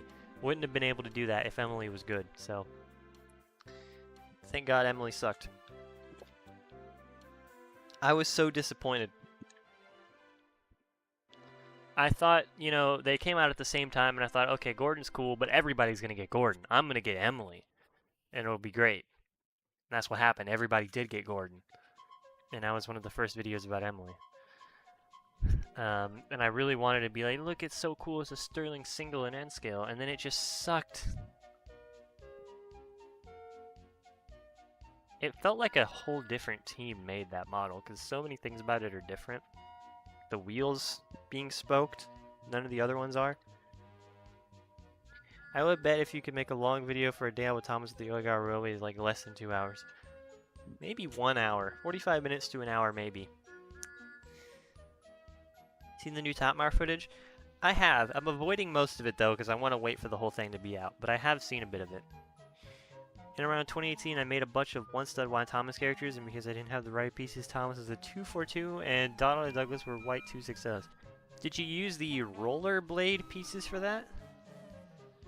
Who made the Thomas remixes playing right now? So, okay, I don't actually know.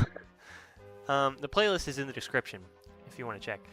But the reason I'm saying I don't know is because this is called Unreleased Sing-Along Cassette Tape by Thomas the Tank Engine Unreleased Archive.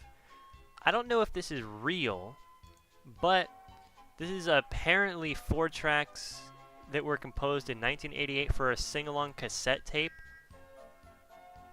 And this is Thomas We Love You, the Thomas Anthem, Toby, which is here titled Oldies But Goldies, We're Off to the Seaside, so Percy Seaside Trip, and Really Useful Engine are what's included here, and they sound like early mixes of them. Just weird, different mixes of them. I don't know if this dude actually made them or if his story that they're old and canceled releases is real. I have no idea. He could have just made them. I have no idea. They sound really good though, don't they? No idea if the story's true. I used 1x1 circles for bodies, wheels, and truck wheels, while on dry wheels are just normal plates. Okay, that makes sense. Definitely an ARG. Could be. I like to think that it's real though. They're really good though. I love this Toby one.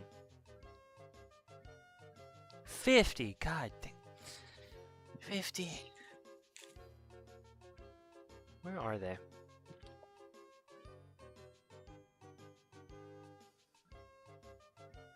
What was the channel's name again? Thomas the Tank Engine Unreleased Archive. And the video is called Unreleased Sing-Along Cassette Tape. What kind of a mobile phone do you have, Apple or Android? Android, Galaxy 24 Pro, I think. I think it's the 24. I'm unsure about that.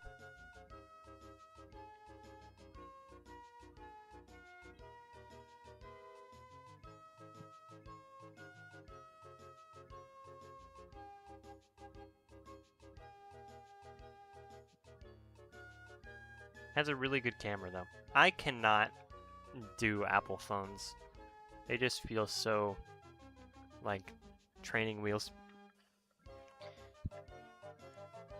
The new Lego City train set is interesting too. It kind of looks like a Dean Goods with side things. Yeah, it's all right. I'm happy that it exists. I think it's really cool for kids. It's nice for Lego to finally make a steam train again.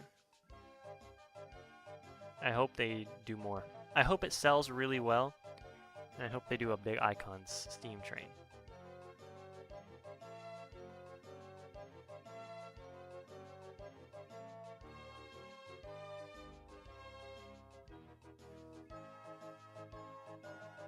Isn't this a peak remix though?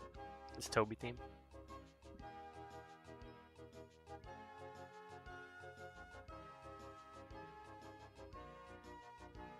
Not in the wrong spot.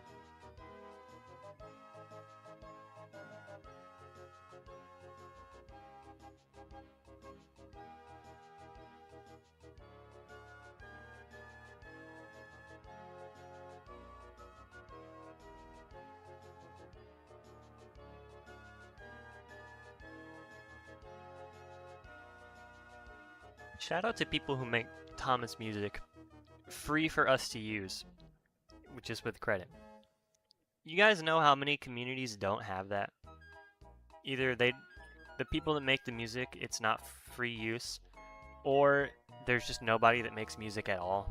We are so lucky as a community to have these people.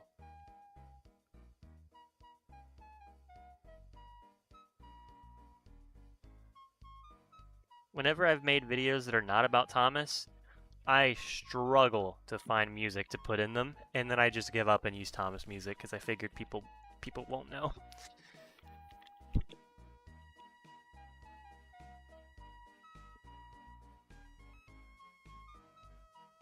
Thomas music community is so chill. Yes.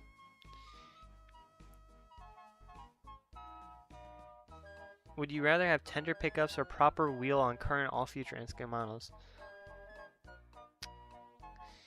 Man. Proper wheels. Because you can make tender pickups yourself if you really want them, but you can't fix the wheels. I learned yesterday that apparently Toby's theme was going to be the intro theme. I think I've heard that before. I think they made the right choice to not do that. Though, I don't think it would have been a great fit for the intro.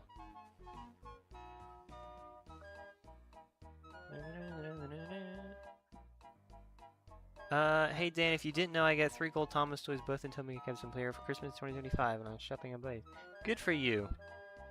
Those are really cool. I think Mattel would have something to say if somebody tried to put Thomas theme behind their own paywall. They have before. People have done it.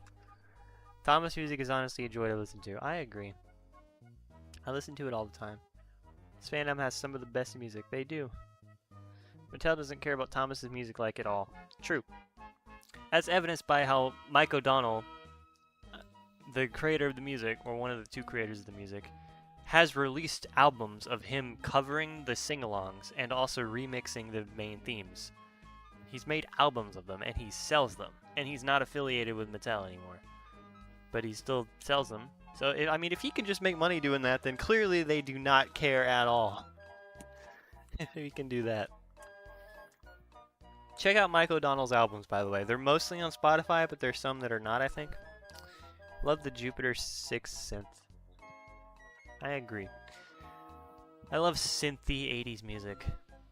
7 of these. I'm hungry as hell, so I'm gonna grab a snack. I'll be right back. Don't go anywhere.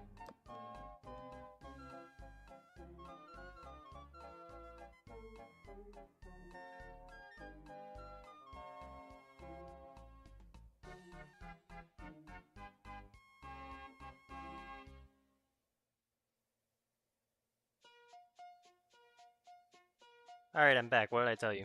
Wouldn't be long. Music is super memorable too. Yep. It's another thing I think is really good for kids. Identifiable character themes. Honestly, Mattel not caring is more of a blessing than anything. Definitely. If Mattel one day decided to copyright strike Thomas's theme, it's over for everything. I'm going to eat Pringles now. I'd hope you don't mind.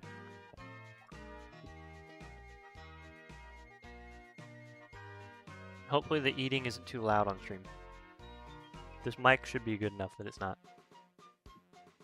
What do we need? 7 1x6 browns.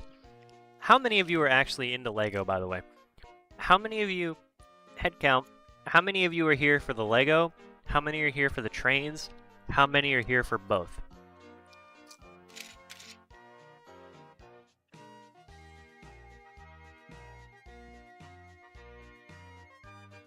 Love this remix too. Thomas music along with Sonic music are my favorites to listen to. Sonic fans do love their music. I was never a Sonic fan, so I have no idea about it. And I know it's good, just not attached to Sonic. I am a Mario fan.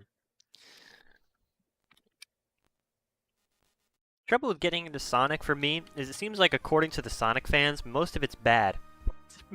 But That's from the fans. So is Thomas, though. Most of Thomas is bad. Some of my old videos on my deleted channel, a lot of the recordings you could hear me humming Thomas songs, and I didn't know how to mute the audio. That's funny. I am raises both hands here for both. Didn't collect as much as you can see, but I won Lego Mario sets. They are cool. Both. I'm glad a lot of you guys are here for both. I hope this content is cool and unique and nobody else is doing this. If somebody else wants to start doing this, then fine. But I think it's cool that I kind of have my own thing going on, you know?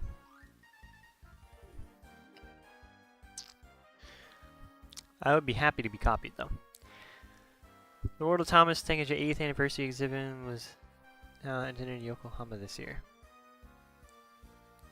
I wish I could go. It seems like most of the same stuff as last time, but yeah, it is really cool.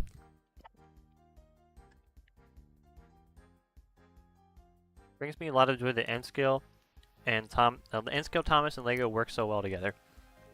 Anything can work well with Lego, you just gotta do it.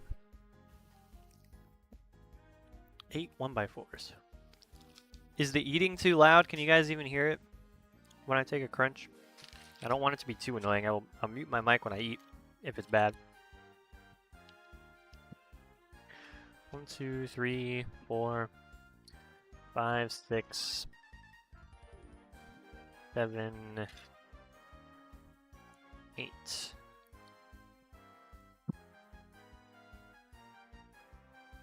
I like Sonic, but the games never click for me. Being a Sonic fan can be rough, but it does have its good moments. Seems like it. I swear all the fandoms I'm in are mostly bad shows. Thomas Transformers, Miraculous. Things that go on tend to be mostly bad. Don't really notice it. Okay, thank you. That's good. I'll eat more then. Here's a game question. Have you played Portal? Yes, I love Portal.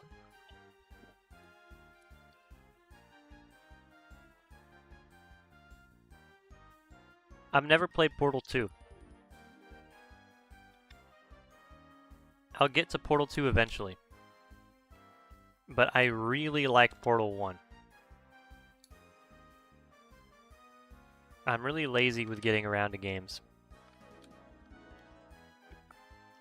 Portal 1 is one of the best games of all time, though.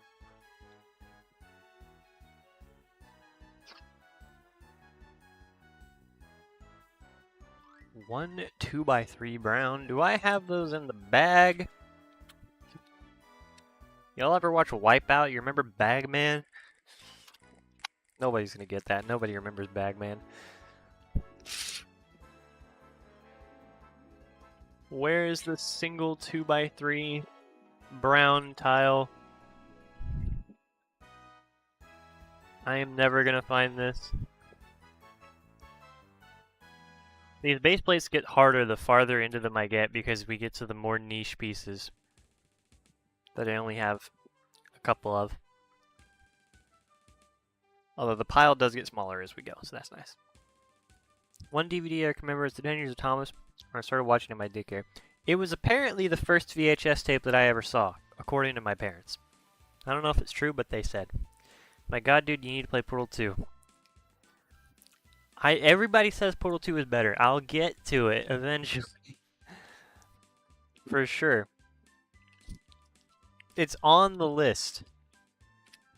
I'm just lazy. I don't play games as much as I used to. How many of these do I need? 7. 7 of these. 1, 2. Oh, that's not one. Dang it. 1, 2, 3, 4, 5, 6, 7. There we go.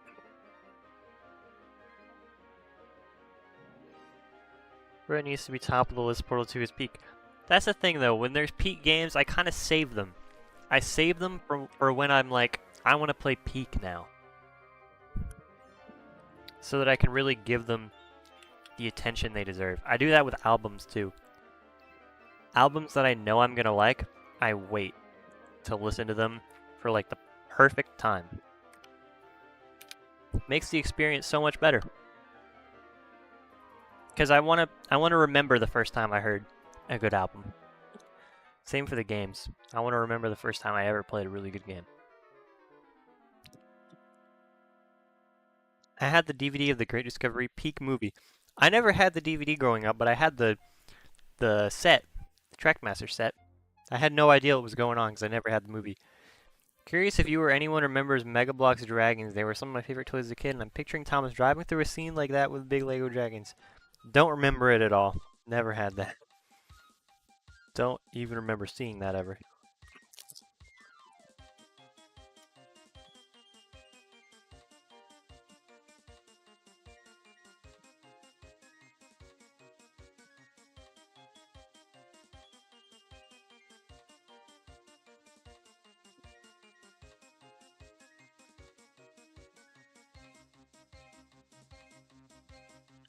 Let me expose you guys real quick. What do you think is the best season of the show? And I'm not asking your favorite. I'm asking what you think is the best. Your favorite, you know, that's personal to you. That's the one, your favorite episodes you grew up with, whatever. I mean, what do you think, from a production standpoint, of just quality, is the best season of the show?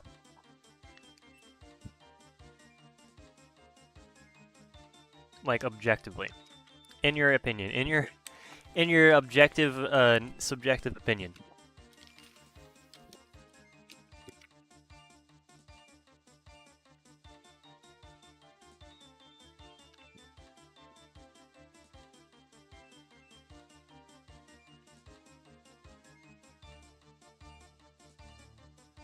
Season 5, Season 5, Season 4, or Season 1. Animation-wise, probably the season right before blah blah. Well, animation-wise, that's, you know. I mean, true, first of all, if we're talking about animation, but I mean, that's, you know. I didn't ask what had the best animation. I asked what is the best. Season 4 has to be the best, Season 4 or 5.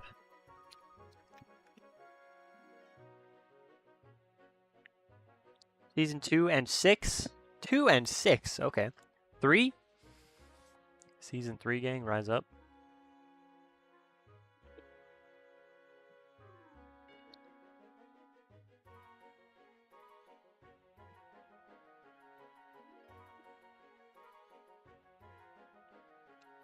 I think, honestly, anything from Season 1 to 5 is respectable as an answer.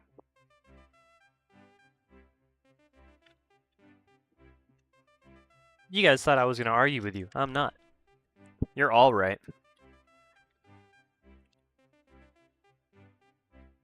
Curious what if Bachman could make an N-scale model of Edward. It would be really, really weak. I don't mean low quality, I mean like it would have no power. There's no weight on Edward's driving wheels, just in general, so that makes it a really hard model to make. Unless they make the cab a big block of metal.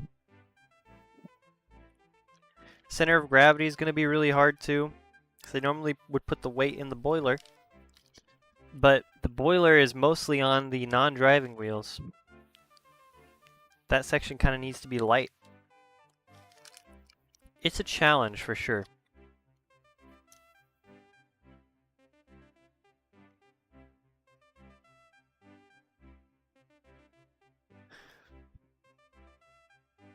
If we're talking overall quality, can any season hold up to Big World, Big Adventures?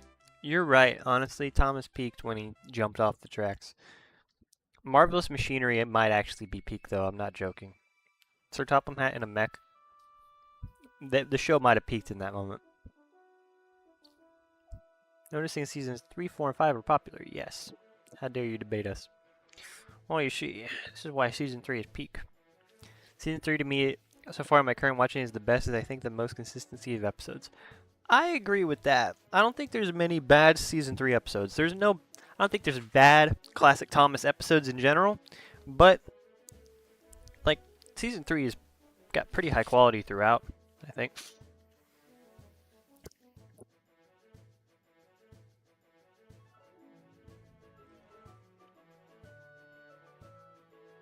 What are we doing? What am I looking for? 6 brown 1x2s. Yes, 6 brown 1x2s.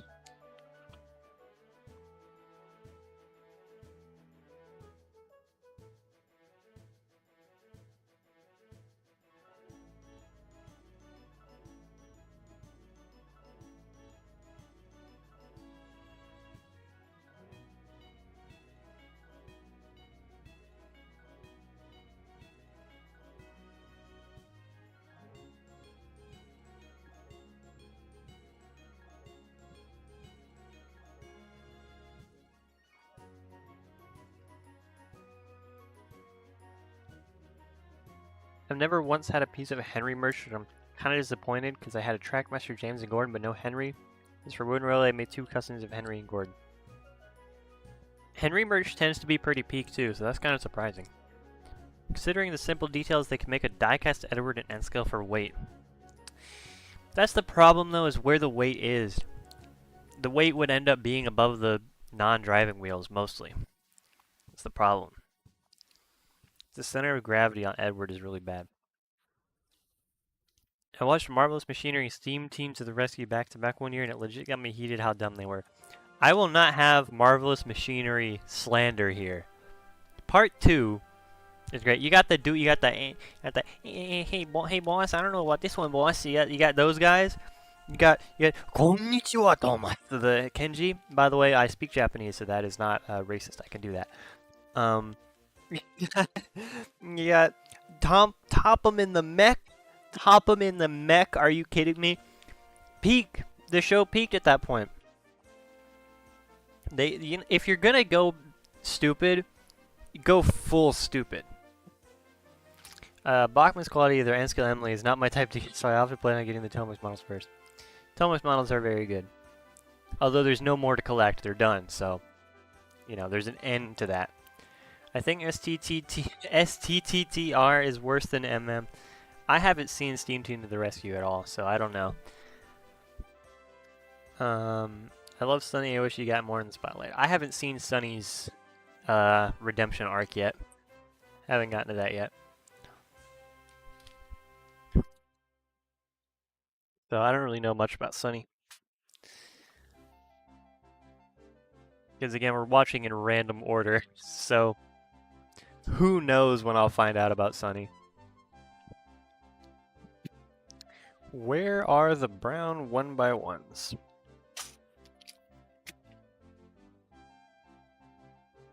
Smart guy would have organized these better.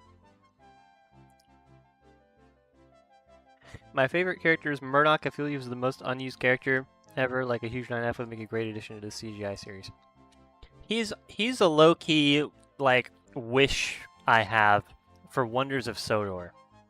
It would be so cool to pull a gigantic freight train as a big 9F across that giant map. That would be so cool. And I think Wonders of Sodor needs more random, just random engines that don't have locations tied to them, just to fill up the main line.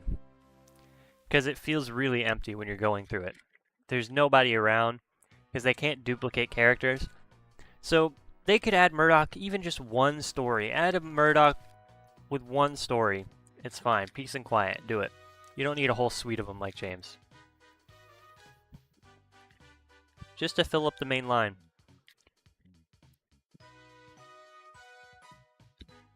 Add in Molly too, have her pull a local or something, I don't know. Just give me characters.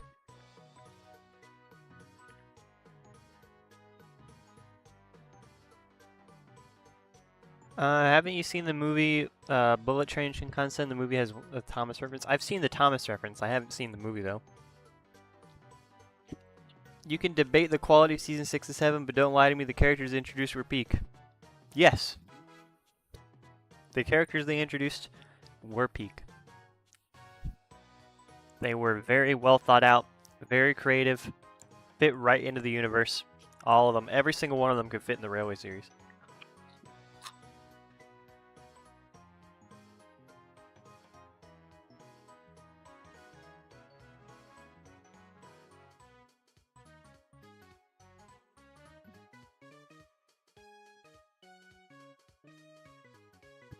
Arthur is definitely the weakest of them, and even Arthur's really good.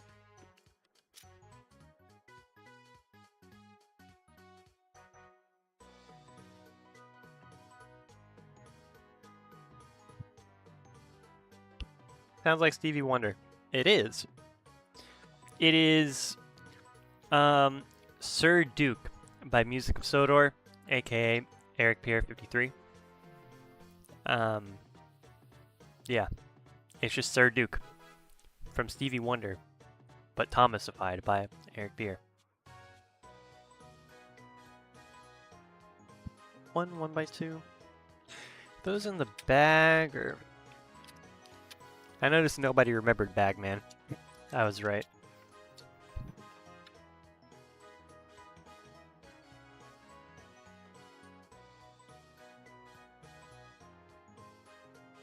Okay, this is not good. It's taking me longer than I thought to find this piece. Is it in a bag? No, surely not.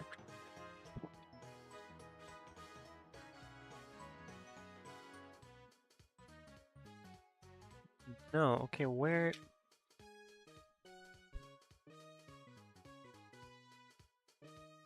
This is not good.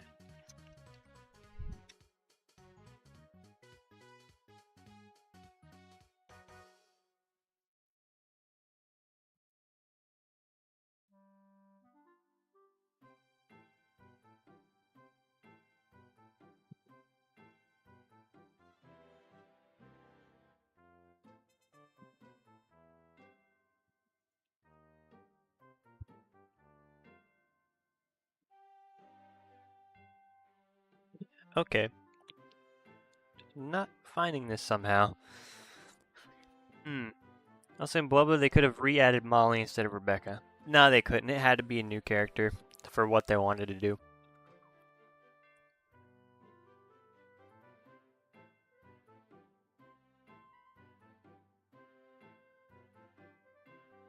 Near Mint Take Along Murdoch is a really good find.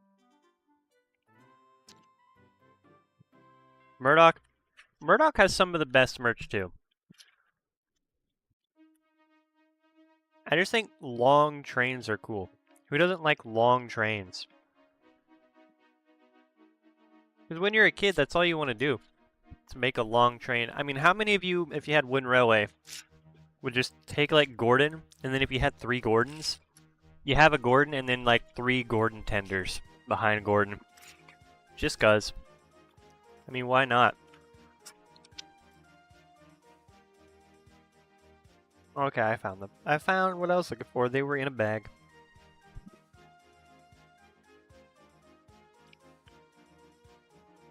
Thoughts on cheeseburgers? I enjoy a good cheeseburger. Don't you dare put the thought of DoorDash into my mind right now. I love a good cheeseburger.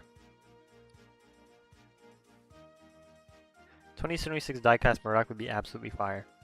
I wish.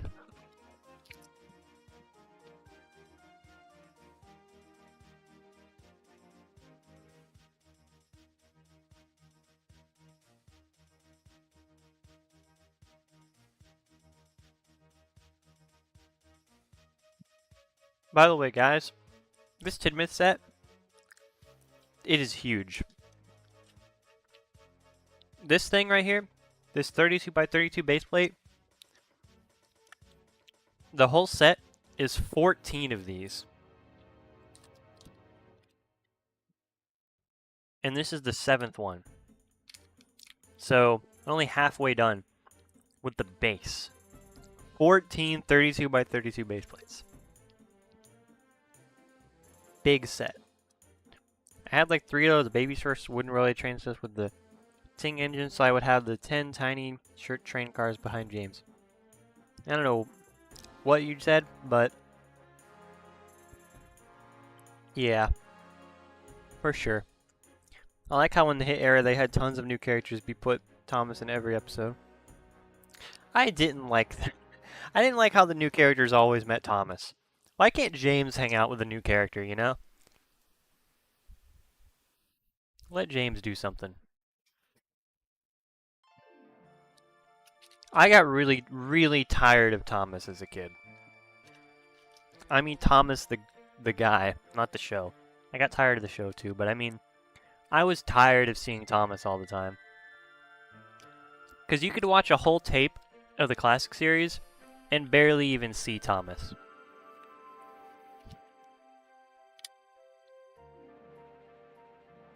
Shout out Duncan Gets Spooked. What a peak episode.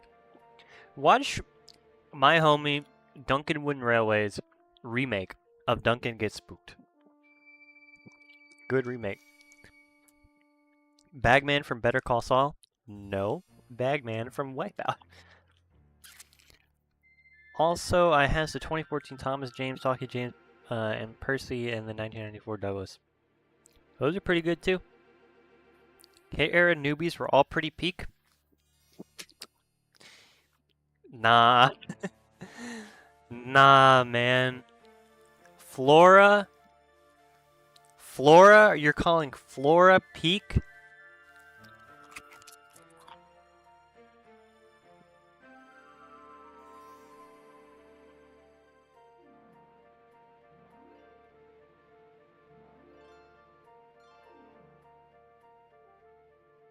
The hit era newbies are just nothing. Wipe Out the Game Show? Yeah. Y'all don't remember Bagman?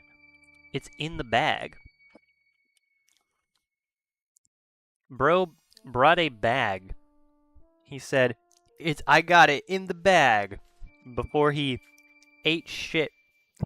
He said, I got it in the bag. Bagman.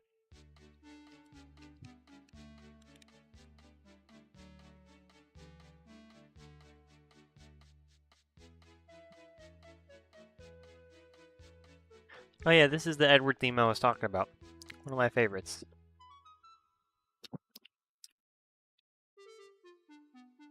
I like how synthy this theme is.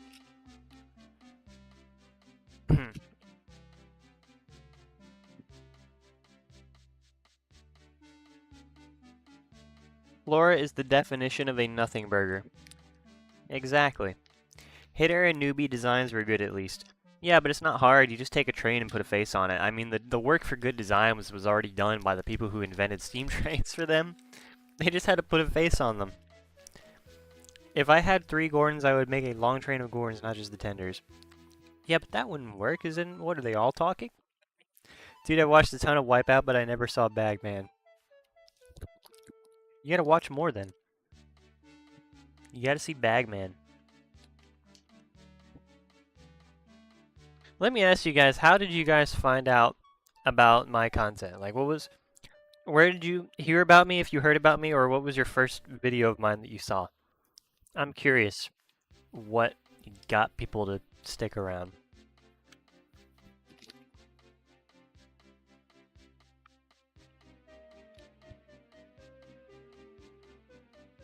Yeah, Neville was literally just a Q1 with a face and no personality even.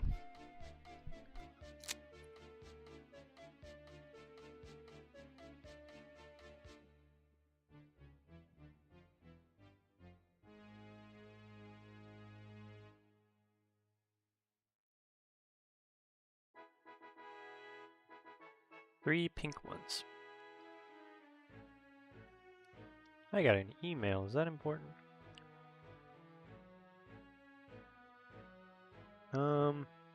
No.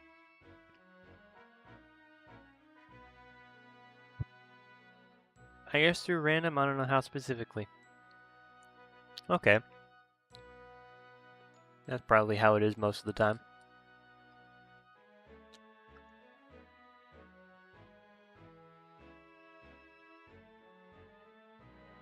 Apparently I've been mentioned by Sodor Productions a lot. Indirectly. Which, not good. Not great. I first started watching you with Telmax Henry review. I'm glad, because I really like that video. Oh, now I put this there. Okay, so this piece is done. Another piece done. This is just the bases, by the way. Everything that's going to go on top of these will be built later. Much later. one of the most important pieces to start building the buildings has not arrived yet, unfortunately. So I can't really build the Tidmouth station buildings yet.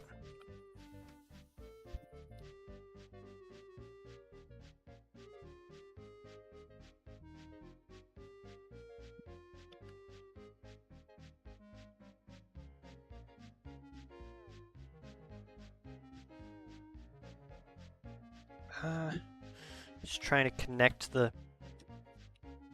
connect this to the other sections. Struggling because the table is not level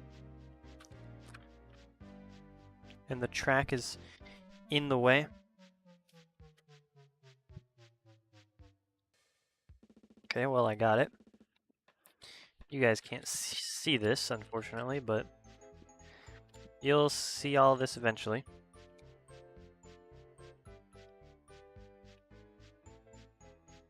I don't know when, but eventually you will see the full set in all its glory, hopefully.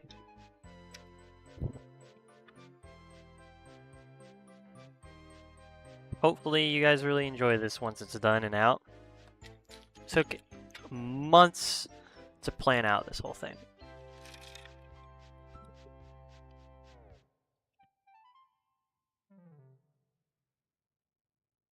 There's parts stuck inside of the base. There we go. I think I got them all out. Okay, here's the next base. Unlucky Tug shouted you out, didn't he? He sure did. First starting watching Tumblr Century, I saw your Lego Farcore video on YouTube on my Roku and later sub when I saw it on my phone. Thank you. This guy 1234. That Farcore video is not even good. I'll remake it at some point. I was watching Sam's Trains and Skill reviews and your video came up in the related section and I thought of the mix of Lego and Thomas is really cool. Thank you. Tomix Thomas review. Once you started collecting Thomas when I was so clicked, I remember being interested in seeing the next reviews. Thank you. Have you watched the new Trampy movie? No. Not yet. I will eventually. I think Trampy is very funny.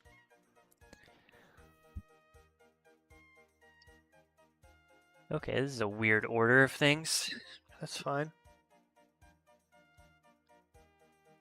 Where did I put those?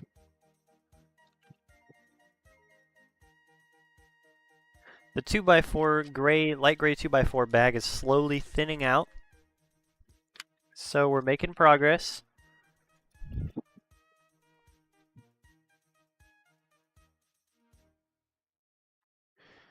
Where are these? 1, 2, 3, 4, 5, 6, 7. 2, 3, 4, 5, 6, 7. Okay, I think that's right. Percy's theme is pretty peaked too.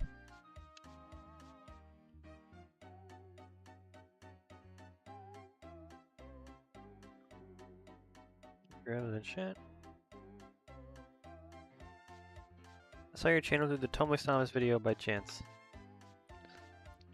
A lot of people from that video, it seems like. It's my second video on the channel. I think I really cooked with that video, so I'm glad you guys have seen it. That video was going to be a lot more like my Farquhar video. Like, no pre-recorded narration. Done in like one take, very simply. And then I thought like, hey, what if I really tried? And then it really paid off. If you watched Watch 98 stuff, he mainly does trains content, but his writing cinematography is really good. No, but I've seen his stuff recommended. But I have not watched it yet. Probably will at some point. There's a lot of stuff out there to watch.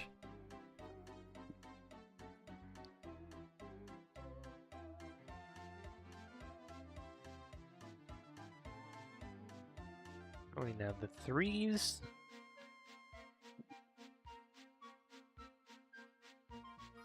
Where are the 3s? Are those even in a bag?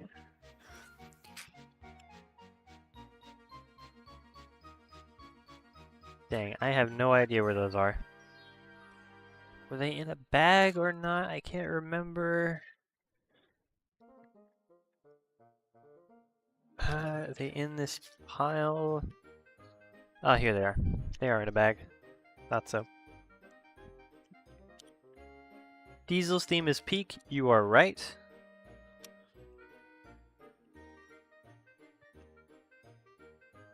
Have you ever seen the Thomas and Trucks animation made by AJ Animation? No, but I will check that out. That sounds cool. Currently watching October Sky while watching It's This Peak film. That's a funny situation. Is that an 8? That is a 1x8. Only one 1x8 on this whole thing? That's kind of crazy.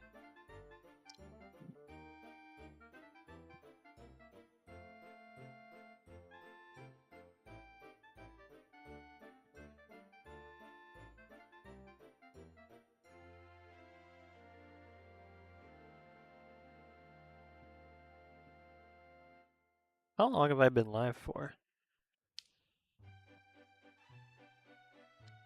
2 hours. Wow, okay. Damn. Well, I'm gonna keep going until I'm starving. Because, I mean, I gotta get this done. Are the 1x6s in a bag? Who knows? Maybe, maybe not. And if you guys, I'm glad you guys can't see the giant mess that is just off camera.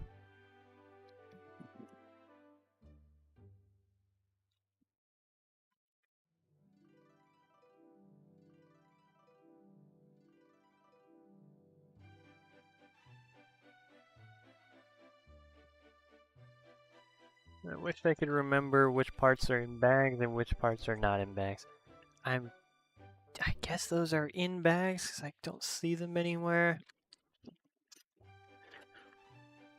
1x6. Aha! They are in a bag, but there is only a few of them. And I only need 2 of them.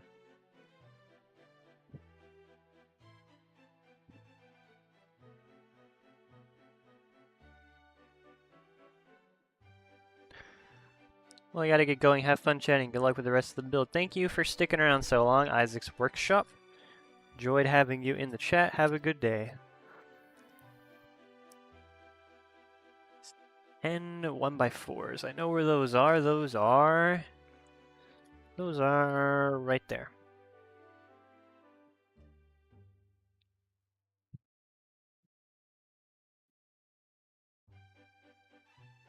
You guys have a favorite sing-along from the show? Mine is Night Train, which I think I mentioned earlier. Big fan of Night Train, also Down by the Docks. James. James's song is a good one.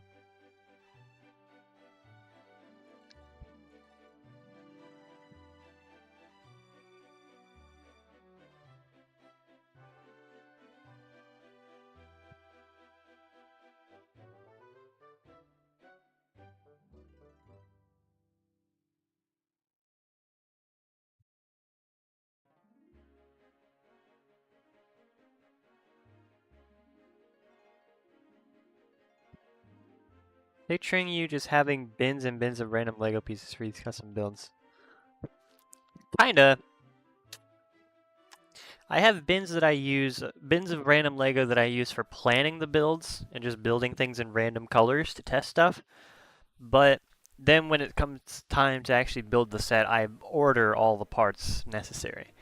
And they come where, like, the ones that I have a lot of come in these big bags, but then the ones that I don't have as many of, like, you know, just a random orange 2x6, those come all wrapped together in a big bag, unorganized, so those get very hard to find. Favorite sing-along is either Toby or Gone Fishing. Very good choices. Which Gone Fishing? Which version of Gone Fishing do you like? Accidents Happen. Very good. Night Train is a good choice. I agree. It's my choice. Let's Have a Race for Classic. Brave for the Hit Era and Go-Go Thomas for CGI. I think you're a little crazy with all those picks, but respectable. They're all alright. They're all pretty good. I really like Let's Have a Race in Japanese. Let me giving you guys a little preview of my video about Thomas songs in Japanese. So you know how the point of Let's Have a Race is like, hey, remember, it's not about winning, but, you know, let's have fun anyway.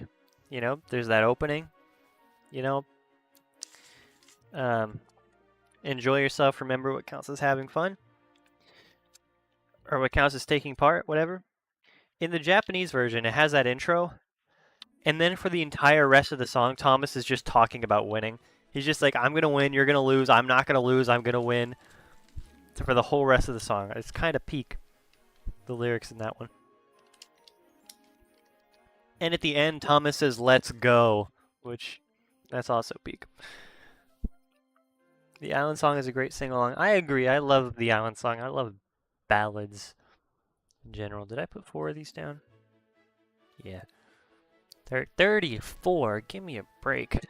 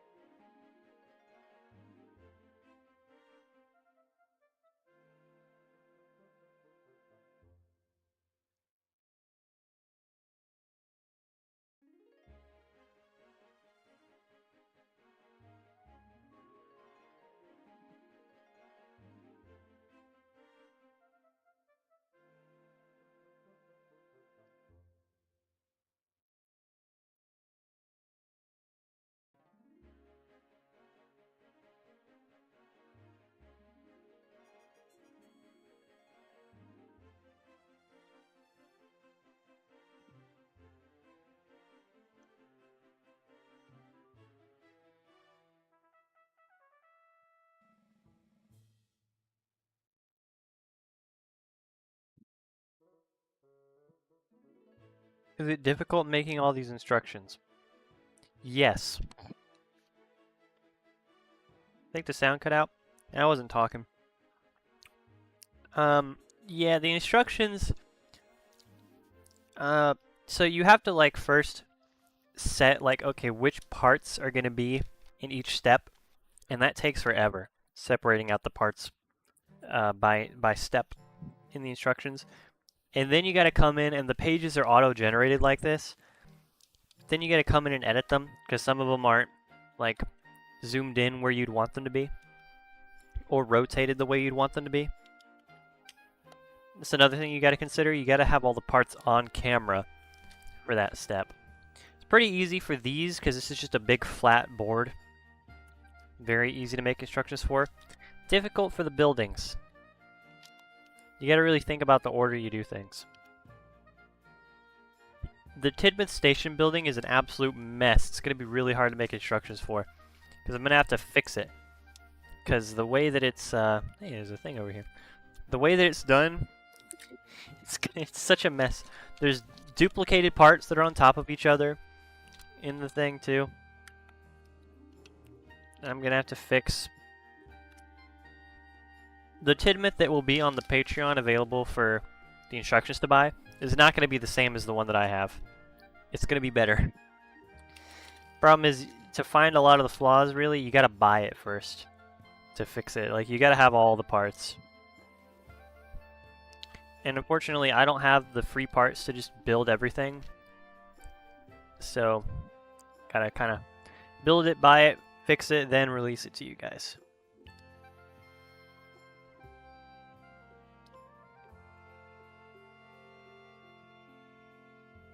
Favorite Thomas song is Busy. Man, I really don't like that song.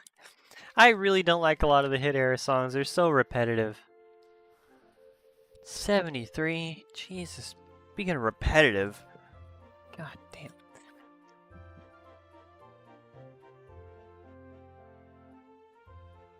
Ever consider becoming a Lego master builder and maybe get into the mass producing sets? Nah.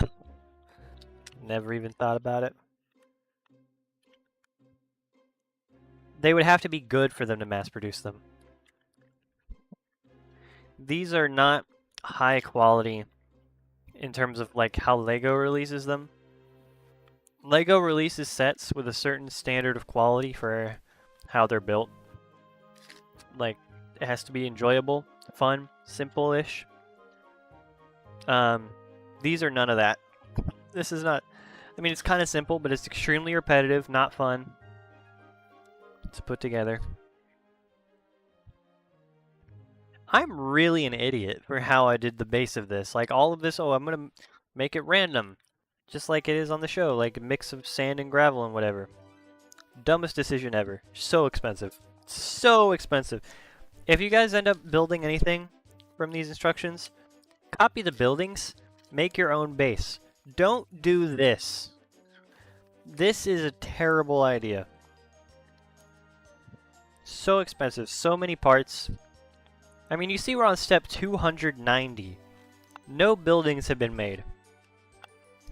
290, 279. We'll get to 290 though, before we're done. 279 and we haven't even built a single building yet. Thoughts on Thomas as an E2 or do you prefer him as a Ginty? I don't really care, but he is an E2, is how I feel about it. I don't really have a preference, like he is an E2, is how it is to me. I think you can have a preference for Percy. Something that I don't like people over-realisticing the engines. Why can't the Sodor engines be unique? Because people know that real railways made a lot of their own unique engines, right? So why is it that Sodor, every single engine we're going to have, has to be a one-to-one copy of an engine that existed in real life? Why can't James just be, you know, a messed up piece of crap? Like what he's supposed to be, but like a really heavily modified version. The real railways did it. Why can't Percy be a thing that somebody made up? Why does he have to be a real engine that existed? There were plenty of engines, you know? An E2 didn't exist until somebody made it. Things like that.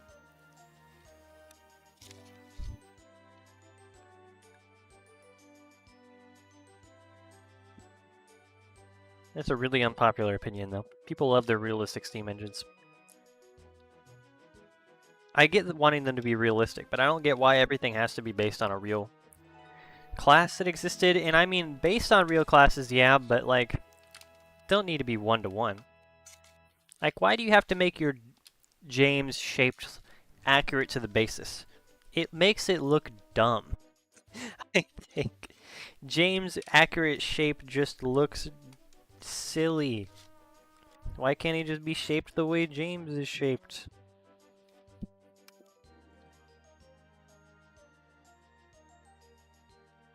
Also, while I'm on unpopular opinions, I think Toby's Railway Series livery sucks.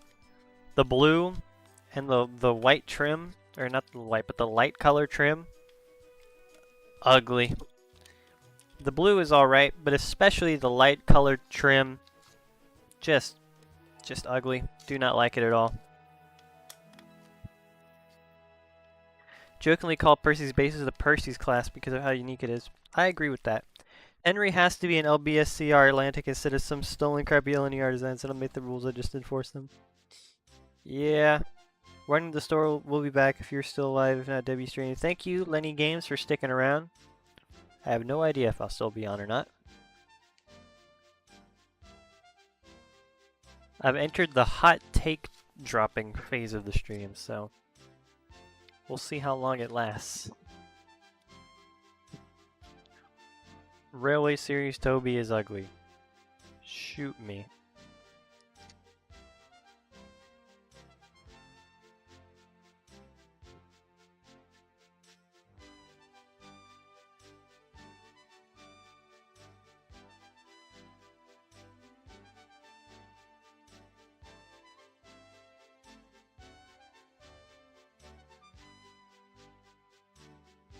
Which theme is this? Is this Harbor Viaduct? Right. Peak theme.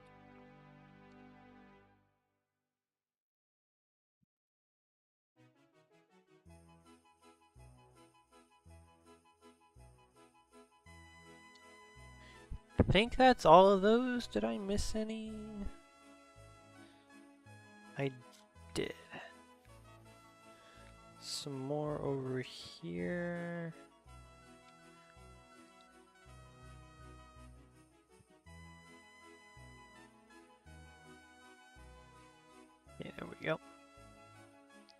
Viaduct Peak theme.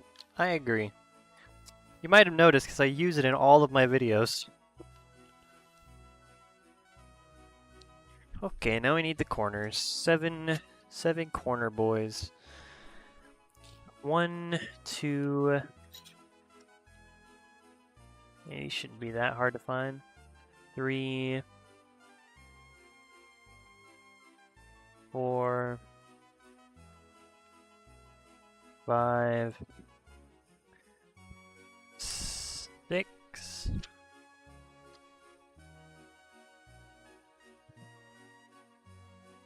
Where's 7?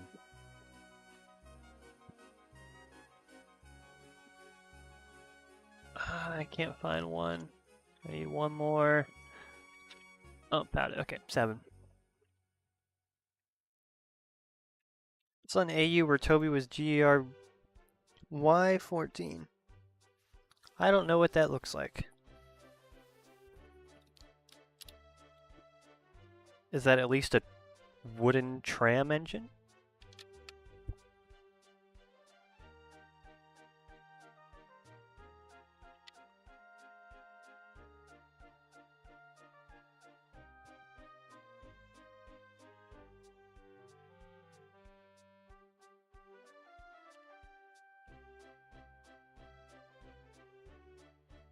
Speaking of hot takes, here's mine. Grandpuff is so far the only Classic Series episode.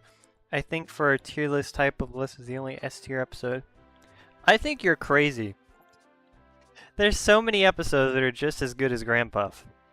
So many. And better. It's an 060 tender engine similar to a Dean Goods inside the look.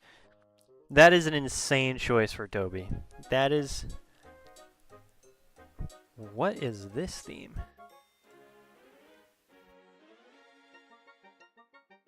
Oh, Fergus. By Mavis M.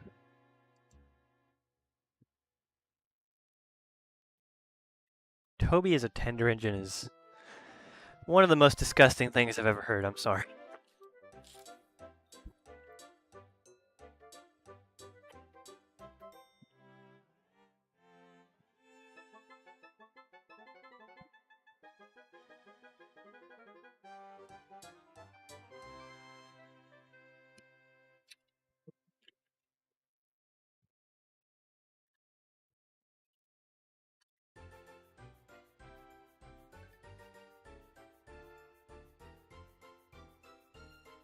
Do I have this thing on shuffle, or is this going in order? Okay, it's on shuffle. It's just going in not very shuffled shuffle.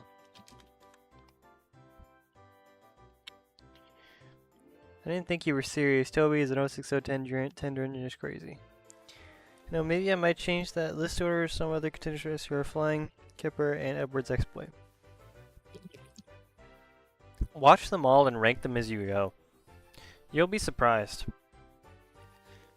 Because by memory, the way I would rank the episodes is way different from how I ranked them while watching them.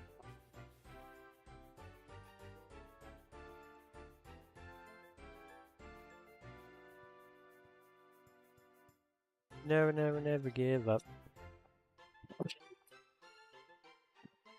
Okay, where are these dang 1x4s? 1, 2, 3. There we go.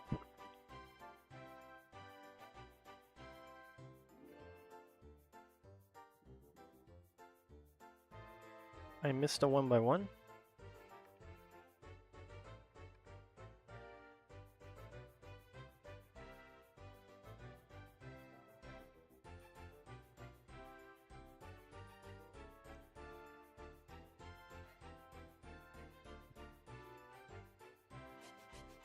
Here the AU said it was because he didn't like tram engines.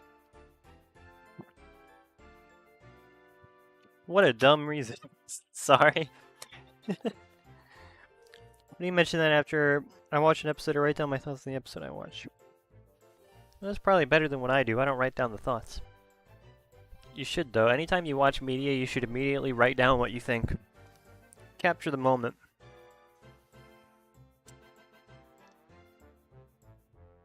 Because your opinion will change and warp over time. It's valuable to know what you used to think. You can look back on how you used to think and then see, how did I get here from there? Think about your own growth. I think it's very valuable. Keeping a journal is one of the best things you can do. I find it very hard to keep up with doing that, though.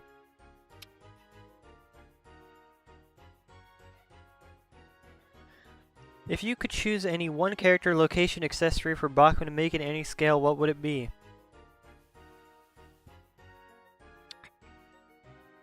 I want an N-scale Donald and Douglas. I know that's 2 and not 1, but whatever. I love my boys Donald and Douglas. And I have no confidence in Bachman making them an N-scale anytime soon. Maybe in 10, not even 10, 15 years.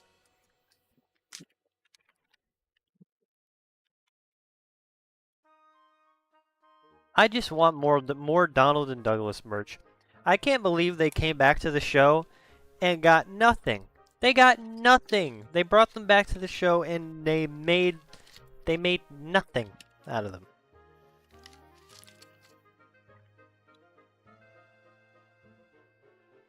I am not spending all those 2K on a Hornby Murdoch. Yeah, I mean the Hornby Murdoch is just a Hornby 9F with a face painted, which you can still buy. They still make non-Murdoch 9Fs. I'm definitely gonna use a journal when watching and writing down the media I watch. It's a great idea. Write down what you did that day and where you were in life, too.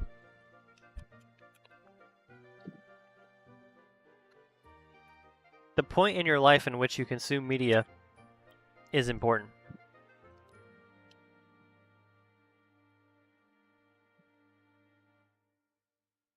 Rip Hornby Thomas models. Yeah. Rest in piss.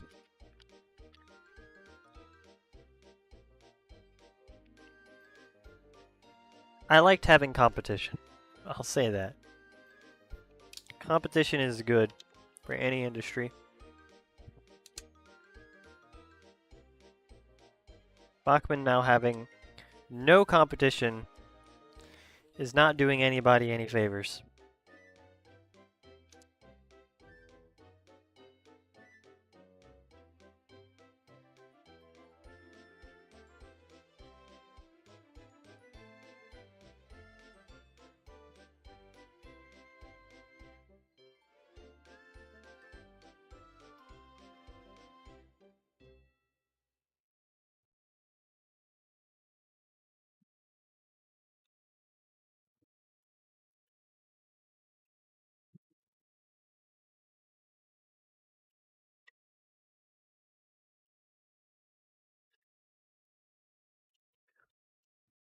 Did the playlist end? No, YouTube just did the thing where it stops continuing the playlist.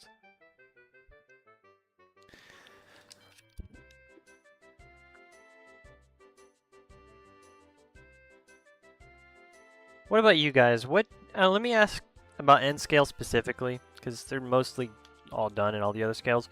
What engine do you guys want in N scale? Not like what you think is going to happen, but what do you want? What would make you start collecting N scale Thomas yesterday if Bachman suddenly announced it? I think I've already made my case for Donald and Douglas.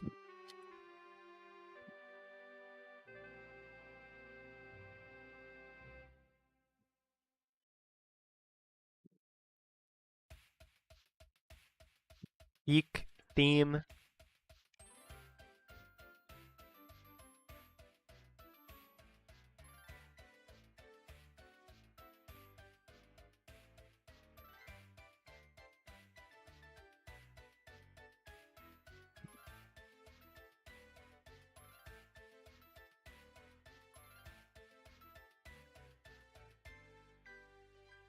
All the one episode season 9 characters. You're crazy, man.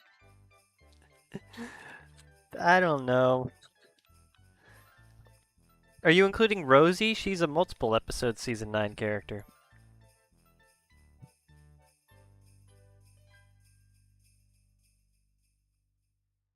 Or I want it to be a cheap engine under $100, so maybe Philip. Philip would be pretty cool.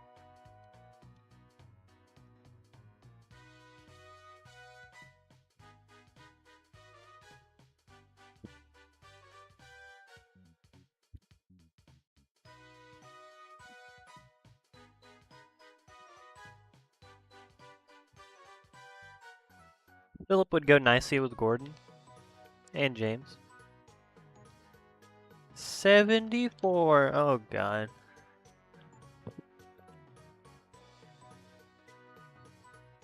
Where did I put the giant bag?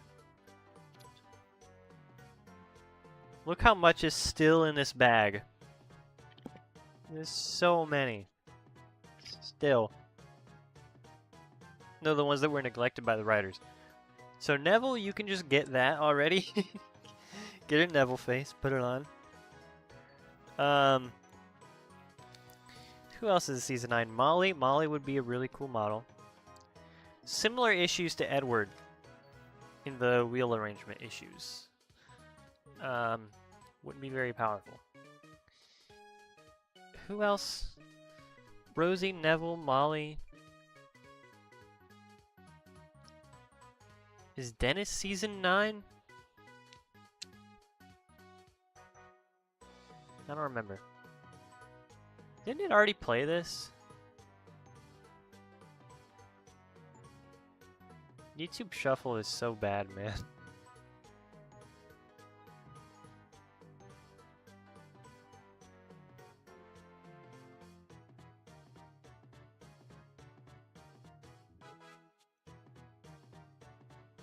Oh, oops. Let me just pour these out over here.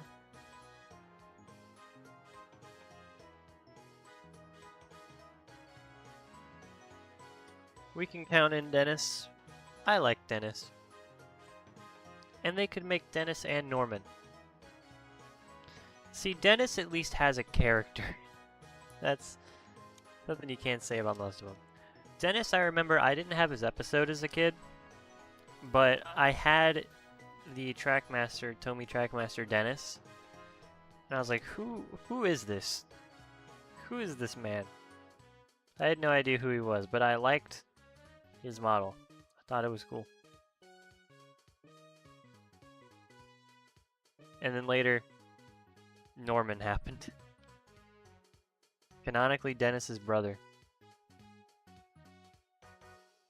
It's like mentioned on the website or something in the old character gallery. Somewhere it was mentioned that Dennis and Norman are brothers, officially canonically. They would be anyways, even if they didn't acknowledge it, because of just how brothers work in steam in just engines. But it has been mentioned somewhere that they are brothers. So where's Dennis?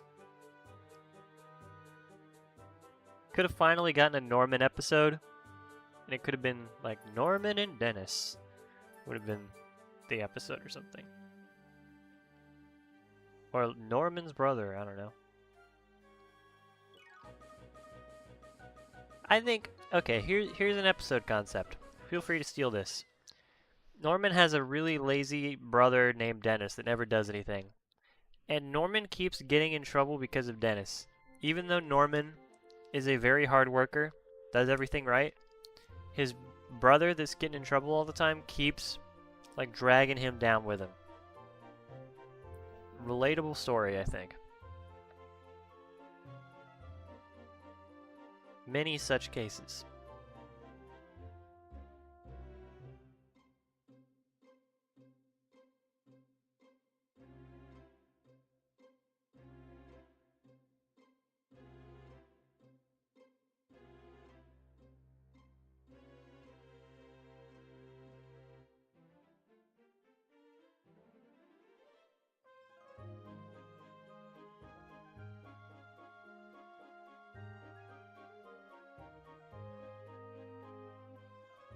That sounds like an interesting story. Thank you. That's just the first one that comes to my mind.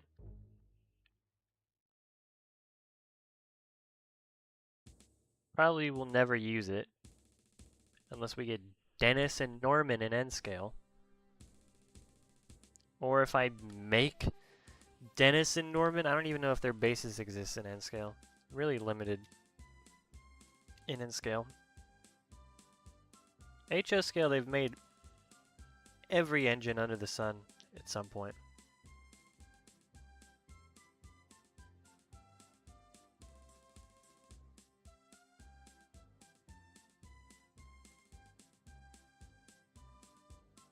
Donald and Douglas is another peak theme, by the way.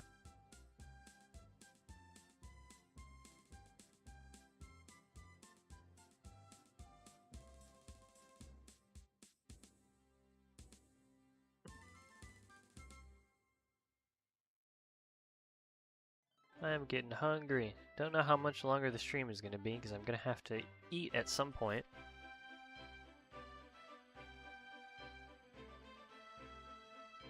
But I will be continuing to do this. I might stream again tomorrow. We'll see.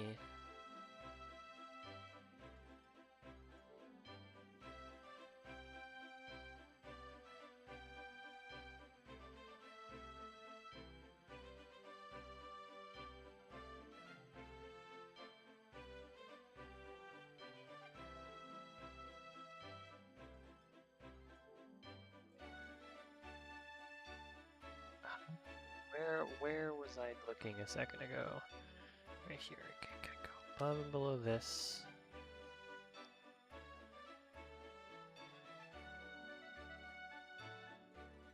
And here. Oops.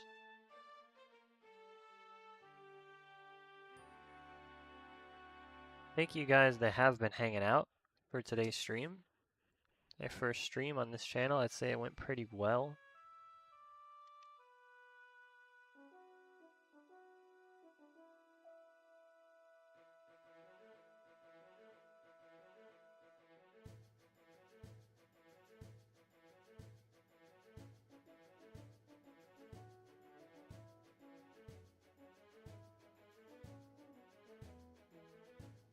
N-scale Dennis Norman would be cool, but it seems as likely as an N-scale Diesel 10. Less likely than Diesel 10, even. First live stream I joined on YouTube where I was able to talk to the creator. Well, I'm glad. Glad you enjoyed it. Dingus McBingus Chingus.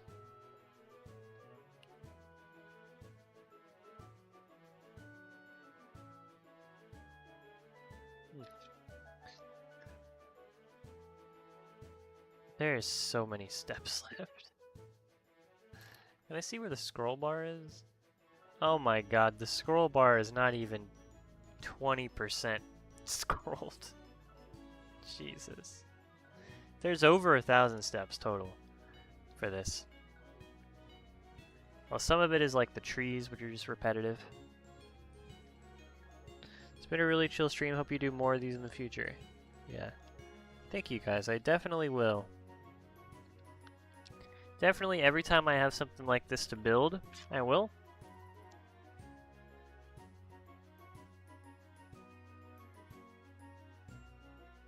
That's where we're at on this one. Before I end stream, I'll give you guys who have stuck around a sneak peek at what the whole thing looks like so far. Just gotta get all the bags out of the way. But yeah, I'll give you guys a little sneak peek of all the pieces that are currently assembled. Just get this out of the way. Right here. Hold on, I gotta turn off the camera for a second, and then I will wield it. Ignore the background. Don't worry about what that is. Okay, let me. This on. There you go. That is the set right now. And then over here we got that kind of path. That part has taken a lot of time to build. The brown path area. But yeah, this is handheld right now, so this is hard, but this is kind of the steps going up to this side of Tidmouth, steps going up to that side of Tidmouth. It's got where the platforms and the buildings will be, right here and here. There's going to be stuff over here also, and you know, all around there. So this is Tidmouth so far.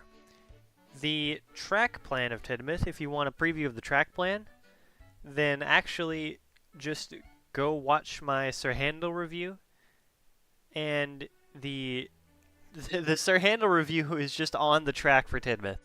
It is the exact track plan. So if you want to see the track plan, watch the Sir Handel review. Is that the portrait engine? What are you talking about? I have no idea what you're even talking about. Looks good. It's big. Thank you. Thank you. Really like it so far. Thank you. Quite glad I had a sick day today, as if I didn't, I would have missed this. Well, thank you for being around. I hope you get better.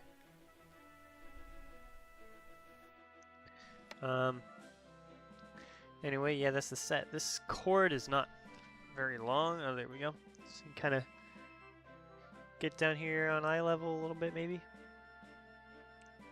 Kinda. It's, you know, where the station building would be. This is, we're looking at the back of Tidmouth right now, so it'll be filmed from the other side, but you can kind of see it branches off into the yard. This whole area is going to be filled out. This area I'm working on. It won't be in this video, but it will be in future videos. And yeah, that's about it. Let me just put the webcam back where it was.